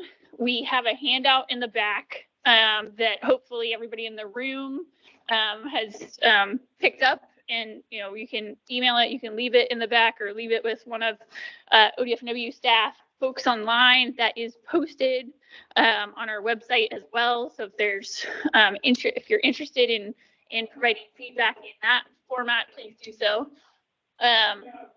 So just in general, all 3 of these proposals are about increasing flexibility within the fishery. So one of our overarching concerns is about, with all 3 of them, is that increase of flexibility, with the potential reduction in our ability to enforce, regulations that are currently on the books for a purpose.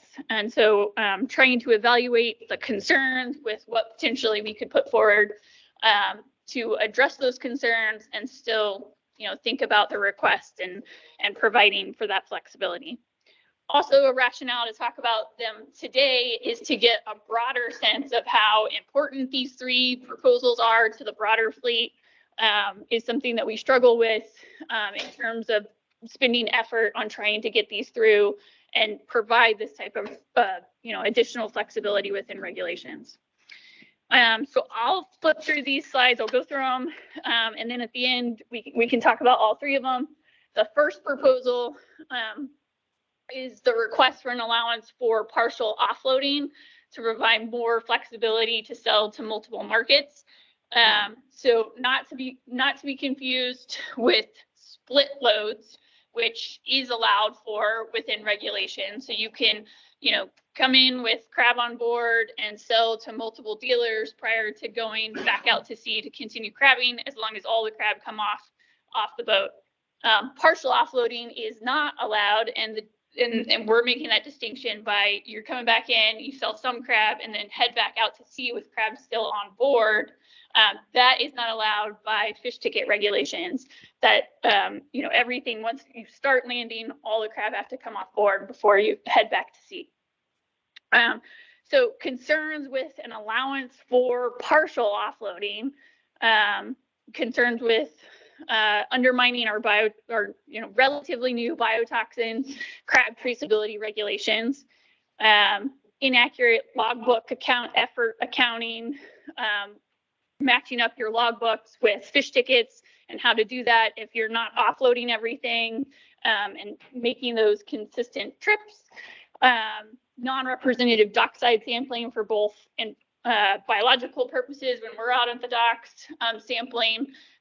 We do know that crab do sort in the hold by size. So if you're not required to offload everything, then we potentially aren't getting a representative sample biologically, and also non-representative enforcement sampling as well. So if you're not interested in seeing seeing the remaining shorter crab potentially in the hold, you could say you're partial offloading and head back out to sea. We're also concerned about partial offloading undermining summer trip limits, as well as easier to miss off the book sales, and potential increase of wastage as well, if crab are allowed to be in the hold longer and you can head back to sea with crab on board. So additional sideboards to think through addressing these, if we were to move forward with considering this request, would be to consider adding in, allowing partial offloading with a prohibition during the summertime and during any HAB event. So really get at the, limit undermining of summer trip limits and any undermining of the biotoxin crab traceability regulations as well.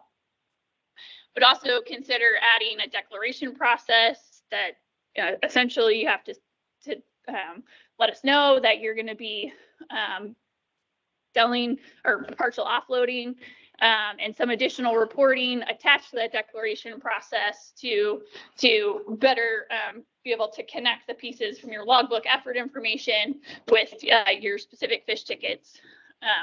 And then an allowance for a hold inspection in between offloads so that we could get a potential biological and enforcement sampling inside the hold if there was the capacity to do that. So that's the first proposal. Go through the second one here. Second one is about a request for an allowance for switching buoy tags at sea to avoid bringing any gear back to shore to be able to change out tags at sea. So the scenario that was proposed to us was about a captain that was interested in switching tags at sea because they had one boat that didn't fish at the beginning of the season, but wanted that other vessel to fish later in the season. And instead of having to bring all of that gear from the vessel that was fishing back to shore, being able to put the other vessel that they wanted to keep fishing with or begin fishing with and have the other boat do something else, to be able to do that at sea as opposed to bringing all the gear back. The concern we have with this is undermining of gear tampering regulations, and having essentially the regulations in the book is to avoid having other vessels be able to have your gear on your vessel. So we want to avoid any undermining of that. So one potential way to allow for this would be to provide an exception, similar, an exception for a one-time waiver to allow the switching of tags, which would be some type of waiver similar to a one-time retrieval waiver that would identify the dates of the activity when you're planning to do the tag switching, the vessels involved, the amount of gear involved, and responsible vessels for any of the gear that's left out that the tags, potentially were missed or intentionally not switched out for whatever reason, and potentially other restrictions as well. And then the last proposal that we want to get feedback on today is the request for allowance. So this is I'll take it back. This is related to our risk reduction measures that were put in place. So this is related, but to an allowance to retain crab from recovered derelict gear after May 1, outside 40 fathoms and or without a late season tag. And really just the request we got was to just continue to further incentivize recovery of derelict gear, which we realize is extremely important. We also our concern about this is the creating a potential loophole, at least for the short term, of being able to use that gear for commercial game, for harvest in those areas and times when we've prohibited for conservation of marine life entanglements. Question mark on this one for sideboards is because there's not something we've come up with that would necessarily limit that loophole. And so we're interested in hearing, if there's sideboards, definitely interested in hearing about support or opposition to this proposal, but also if there's sideboards that you think could actually close up that loophole.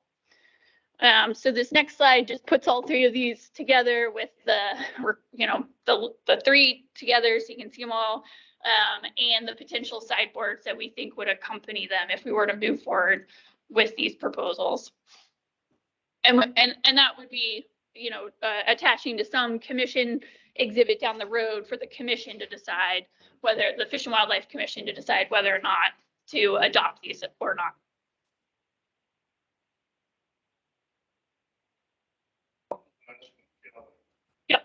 for those of us that have never done down outside, pick up every stray we see and set it on the top. And it's an incentive for the crew to go back there and put their gear on every pot. Oil line, stack the pot. So that little bit of pay they get out of it helps their attitude. I know that. We aren't gonna bait them and throw them over and have to stop them. Yeah, that's just. I think the positives outweigh the negatives. So Yeah.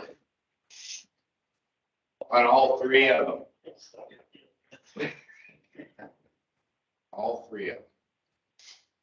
Yeah, the partial offloads, a lot of time at the start of the season, some of these processors cannot keep up with production.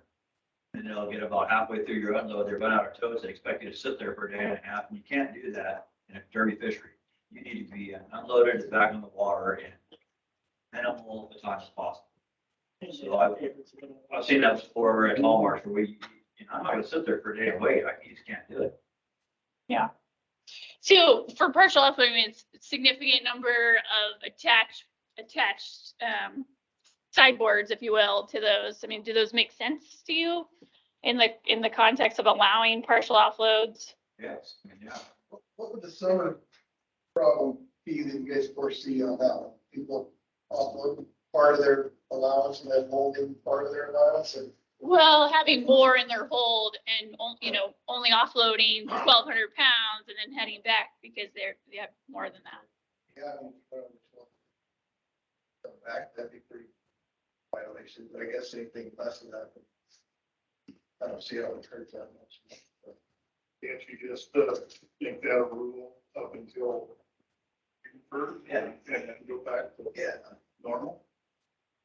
Yeah, so that's the first one. So not allowing partial offloading during the summer, so beginning the second Monday of June.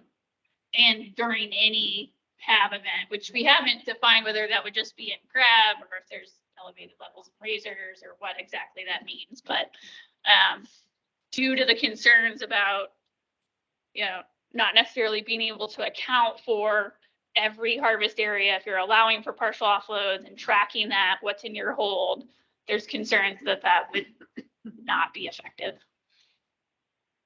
If that 1,200 pounds, that would be full, to me, that'd be a full offload. Or ignore violation. I support all three of these. Yeah, flexibility changes also with the sidewalks that you guys have identified. The only concern I have, partial offloads is a really good thing. That'll help us, that'll help optimize our market. I can sell you some, I can sell Tim some too. That's not going to do anything but help our marketing. My only concern is keeping crabs on the boat. Some conditions in the harbors is the wastage issue though. I know no crabber wants to kill them.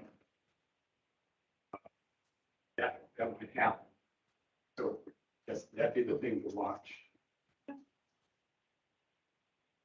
And the sideboard attached to kind of address that is more just a mechanism for us to be able to monitor for wastage. So the hold inspection to allow us to go look, but not necessarily addressing wastage head on. I'm not gonna waste too many of them. Heather, go ahead. One thing that I don't think we brought up that is an enforcement concern with number 3 is if you don't have the ability to crab during the summer, so you don't have summer tags, believe it or not everybody gets their tags on, or not everybody removes their gear. So we do have some concerns with folks landing crab after the first from derelict gear. There could be a loophole there where few folks that are landing, and we won't know if you don't have summer tags, why are you making landing? But now, so for this past season, we explicitly prohibited it unless they purchased tags. So that should help with that. Right? That would be helpful from Yeah. The whole thing you gotta think about, we've got a problem with this whale thing, and we need to get those pots off. And a few crabs landed like that, out of, is way better for the whole industry than worrying about a little bit. We have Guaranteed. pretty high non-compliant, more than you would believe. We do have some non-compliance moving forward with either the year out late or not. That's all. So it's just something I want you to think about. It would be very hard for me to, you know, to help you guys with that if something was landed. Yeah. But I mean, we've got to bid somewhere here and there to help out this whale thing.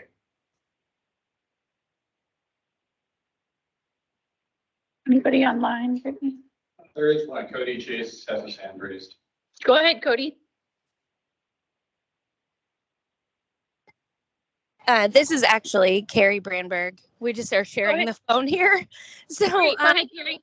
I just wanted to also chime in that I think that there would be a lot more encouragement on bringing in the derelict gear, which is obviously really important and possibly more adept to getting entangled from what we've seen in Wales if they were able to land crab, if they had a summer endorsement or a summer tag permit. So I think that that then we know that they're able to land crab, and then there are also the boats that still have their crab block on and are able to bring in that gear easily, unlike other boats that have switched over to shrimp or other fisheries that aren't able to bring in that gear anymore legally or just by mechanics. So there's that. And then also, I think that the split loads has become an issue with 2020. We've seen that in marketing issues, and as the economy changes, I think it's something to really think about, vessels being able to have more flexibility in their unloading and their options that are available to them, whether it be at processors or other places trying to market their own seafood as well. So, and it also helps small boats that are trying to market their own as they have little bits that they take off at different times. And it's became a real issue lately in the last couple of years. And I think it's really important to look at that. The 1,200 pound limit is an issue. And if it has to somehow change to that, I think that the 1,200 pound limit is still a legal threshold. And I do agree that there shouldn't be more than 1,200 pounds on a boat, whether they're unloading or not. And maybe that's, you know, at that date is when that changes. That's just my input. Thanks, Carrie.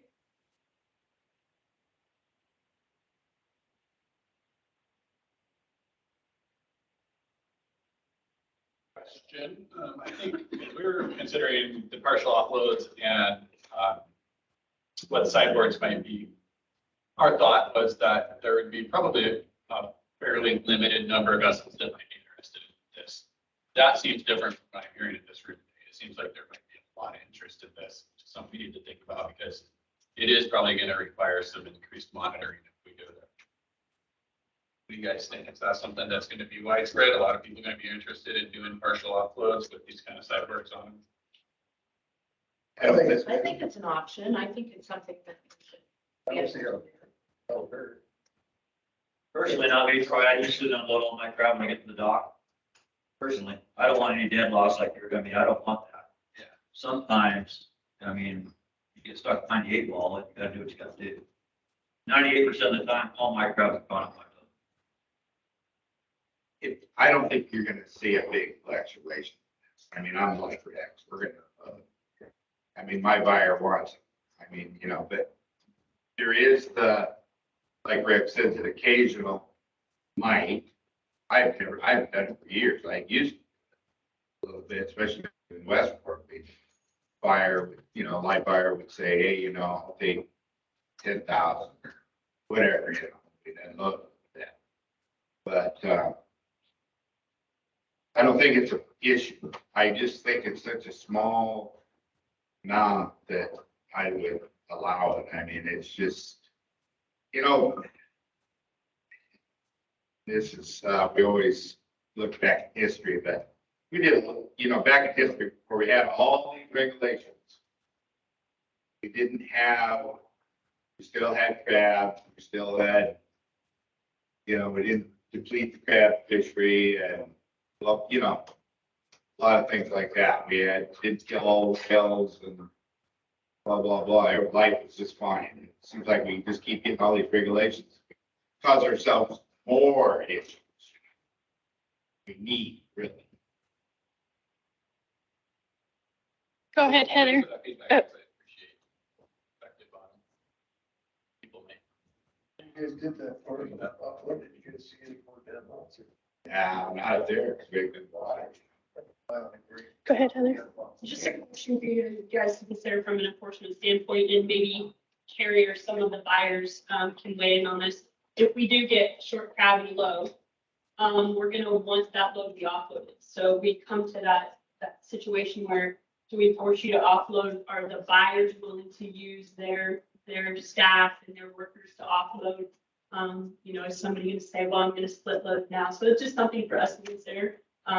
And how you guys would manage that, and how the buyers or the dealers would manage that when we're gonna force. Okay, sorry, I know that you're gonna say you're gonna stop the load now, but we need to see the rest of this crab, and how are we gonna do that? So it's just a question for us to talk about. So if they're only going to buy a certain amount, what are you going to do with the rest of the crab when it's sit on the dock?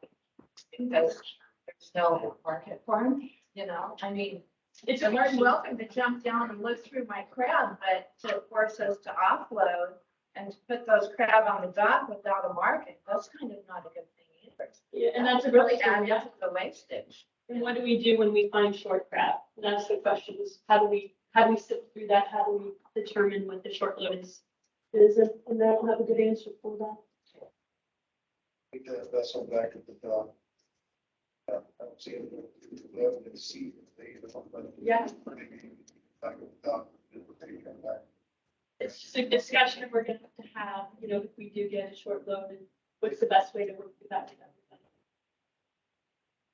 everybody? You know, while we're kind of talking here, the question on that you had on the third, number 3, if there was kind of a small limit to that or something, now, would that help you guys? It's something to bring up for sure. You see what I'm saying? We need to kind of bend and work around this whale thing, and that helps that. You're just talking about a limit of like number of pots, specifically crabs. She's worried about the number of crabs delivered, aren't you? He's wanting to say, okay, if you're gonna bring something in after the season, it can only do so many. Yeah.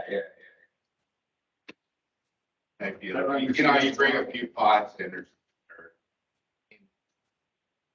like I say, back in the day, we all brought our own pots in, you know, other guys' pots in. We didn't have this derelict problem. And we come to pot limits, you know, and then the scare of your permit, your life, and I mean, you know, all this money, you couldn't pick up anybody else's pot. So you drive by the And so that regulation has caused the derelict pot issue to a certain extent.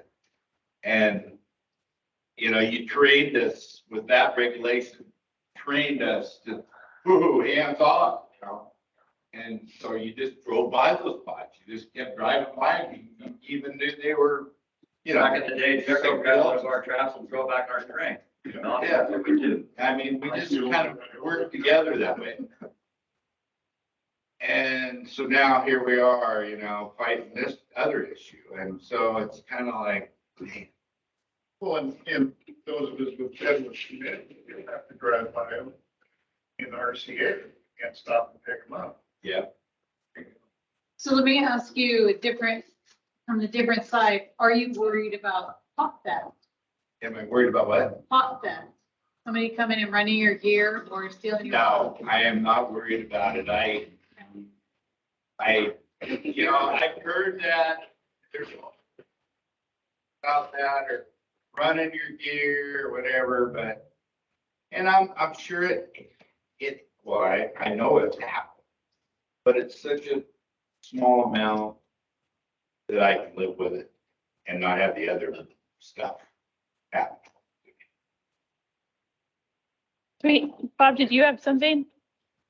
I just just don't understand why we want that detail of having a limit on the number of pounds from retrieved gear outside of 40 pounds. I agree with you. It's just the opposite here. If somebody leaves a whole string of gear, another guy picks it up, let them keep all the crabs. And if it's after the second Monday in June, then let them keep all the crabs up to 1,200 pounds. It doesn't, we don't have to complicate that. I agree. I agree with you. We did have somebody online. So either Cody or Carrie has a hand up online. Yeah, go ahead, Carrie or Cody. Yes, I completely agree with Bob. I was just going to say what Bob said. I mean, and speaking to the stolen gear issue, I think at least in Newport, we've seen an issue with people that sign up to retrieve derelict gear and then they have no intention in returning the gear, even if you offer them a really fair price for your gear back, just wanting your gear back. And so I think it actually reduces the theft of be it illegal theft or an illegal theft of feeling like you can't get your gear back. I mean, if they could get the crab out of the pot, then maybe they would let you get your pot back. So I think that I mean, we're wanting to get the gear out of the water. We want to get it out of 40 fathoms. Let's encourage everybody as much as we can to do it without having to subsidize them with taxes.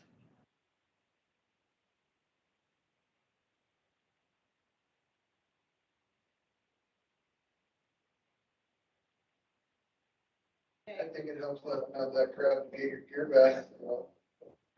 I'm totally that way. I'm trying to work with these people over here, you know, that's the only thing I'm happy to let them have the 1,200 pounds. I'd just be happy to use the clam, but they'll pick the gear up and bring it down. They're like, Give it back to you. even if I gotta buy the pots back. That's what I did with Davey. I paid him. Okay. So we're past time. Is there anything that you guys want to raise that we haven't talked about? I'd like to ask one question here that probably was conservation plan related, was the loss of our replacement tags. I guess I just didn't really understand exactly how that took place. I mean, maybe there is still a process that I'm not aware of, but I'd like to hear a little bit about that, or if it's something we could possibly get back somehow in some form. I know last year, I went to the Cody FMW office. I always write down on my logbooks, you know, when I lose gear. There's all sorts of ways to lose gear. Being responsible when you still lose gear. And with the 20% reduction, it can really be a problem, you know, as the season progresses. But I went to try to get a form or just get that started locally. I probably could have worked harder to get a hold of somebody, but the normal way of doing things was definitely gone. And I guess I'd like to hear a little bit about the process that we have for that, you know. Extraordinary circumstances, what are they? And I mean, is there more to people that decide, you know? I know that if I have a problem in the future, I don't feel confident that I can get some gear back in the water. Do you want to go through what's still? Define the current process. Yeah. And then, so it's an extraordinary event. We haven't issued any replacement tags to date for the extraordinary event clause, correct? Yeah. And so the definition of that, it would be reviewed by not a board, but by the director.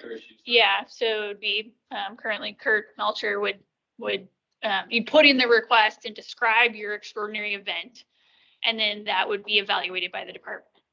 And then the other clause is a catastrophic event, which is if, for example, I guess the one that's coming to mind is somebody documented that they had their buoy tag stolen. And so they could sign up and get additional tags that way. And then, or the other one is some gear went over the side during set day. a significant amount. And so they were able to get replacement tags through the catastrophic mechanism. You think of other examples, Troy, that I'm forgetting. So they're very limited now, those two. And we haven't issued since the 10% replacement clause that you're referring to has been eliminated. We haven't issued, we've issued very limited replacement tags by design. And so the crux of getting rid of replacement tags was to reduce our risk across the season. And that was our main mechanism to do that. So we're not adding any additional gear in at any point in time through the replacement tag mechanism. I support that until we get to the 10% thing might have been a little one, but boy, I hope that there is a process for people that need it and, you know.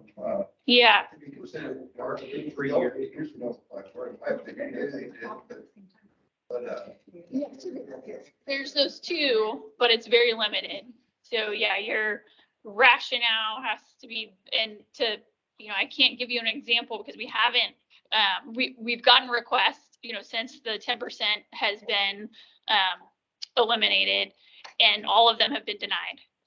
Most of them have just been, well, the weather was really bad, or I had some logs roll through. Those are not extraordinary events. what is considered catastrophic amount? The catastrophic amount, I think, I mean, it can be up to your full pot limit. But it's based on the, you know, the circumstances of the event. Yeah. And there has to be, you can't just say that. There has to be, you know, Coast Guard reports of something, you know, like the example that, you know, the gear went over the side. It's a preset. I mean, that was a very everybody in the port knew about that event, you know, that it had occurred. So they needed tags to start fishing. Through that, I understand that. Okay. So it goes back to that line day number, that's the number of line days. Remember, we were talking about, you know, every line for every day of the season, what that total number is. For Oregon, it's something like 12.5 million line days get fished every year. So it's reducing that risk. It's just taking that little bit, and there's a lot of indication that at least with some individuals, there was abuse of that 10%. I'm sure there was. And so that was. Because I know, I mean, there's just lots of missing, and that can happen, you know, in one day at the start by some idiot driving up your string slate or something. How do I prove that? But I need that, you know, it's, I don't know, one here, one there, I always try to document it. You know, last year I would really like to have asked for some gear, but I was really worried I was gonna get told no. And I mean, I don't know. I wish that was the 10% thing. I think that was probably smart to get rid of, but I think we should be really looking at the individual and the situations and considering that since it, you know, I've heard the haven't given any out. I think that there probably needed to be some given out. You know? But anyway, that's just my opinion. So Karen, when these whales, these two groups of whales make their comeback, are we gonna get any of this back?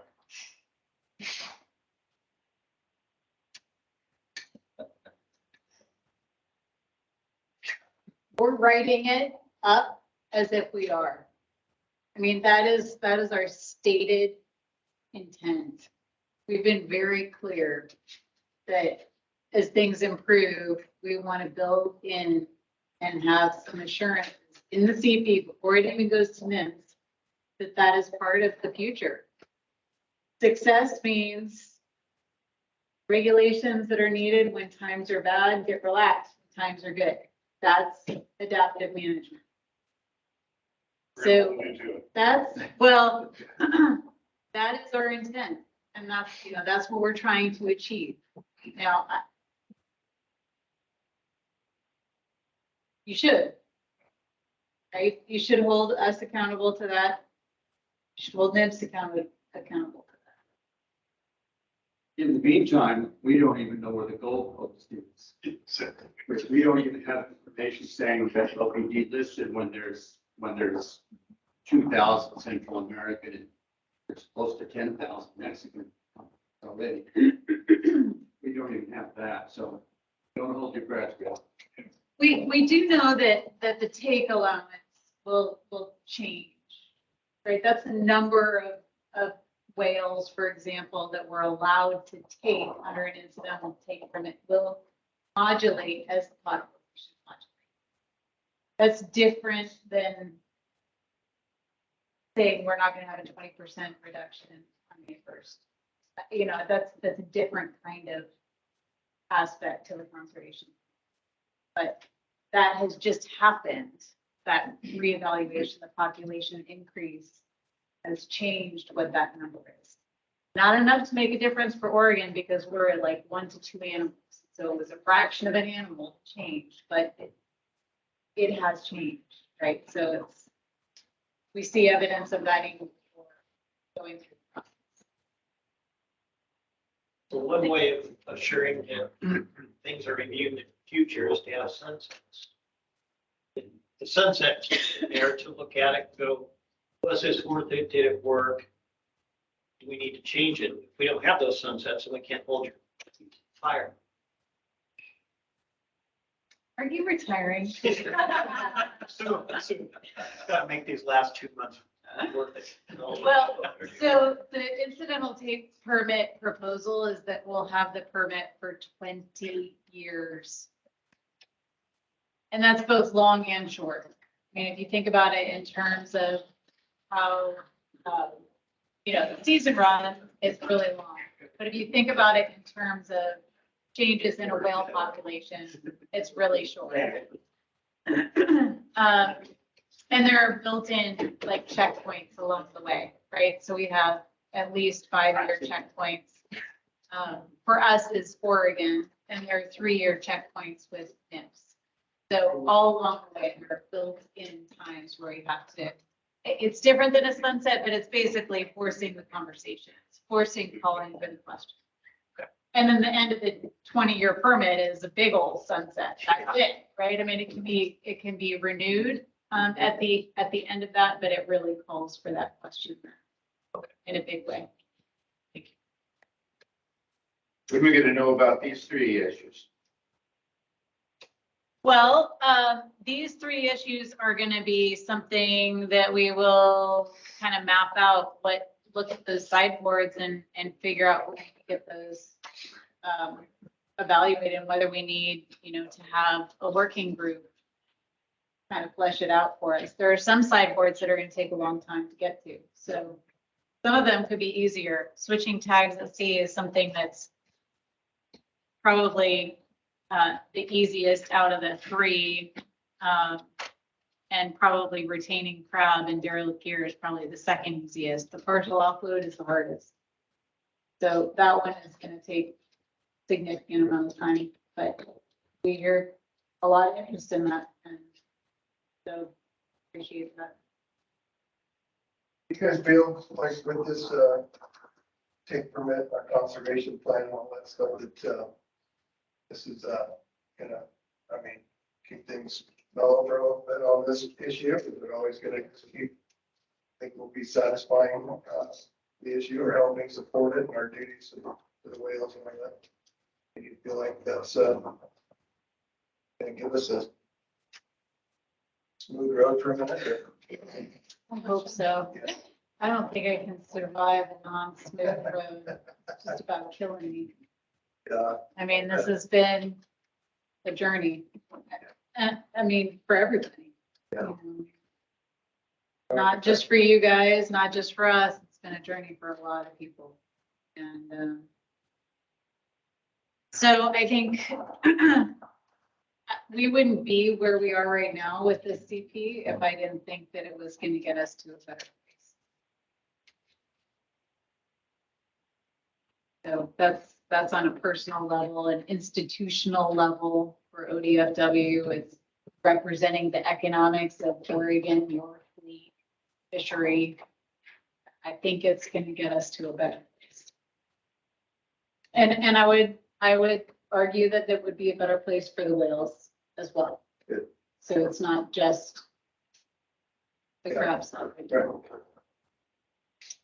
We want happy whales. We want happy whales. Do I think it's a silver bullet? No. I don't think it's a silver bullet. It's too complicated. Never gonna save everything. Never gonna save everything, never, nothing's gonna be perfect, but as it gets better, I honestly.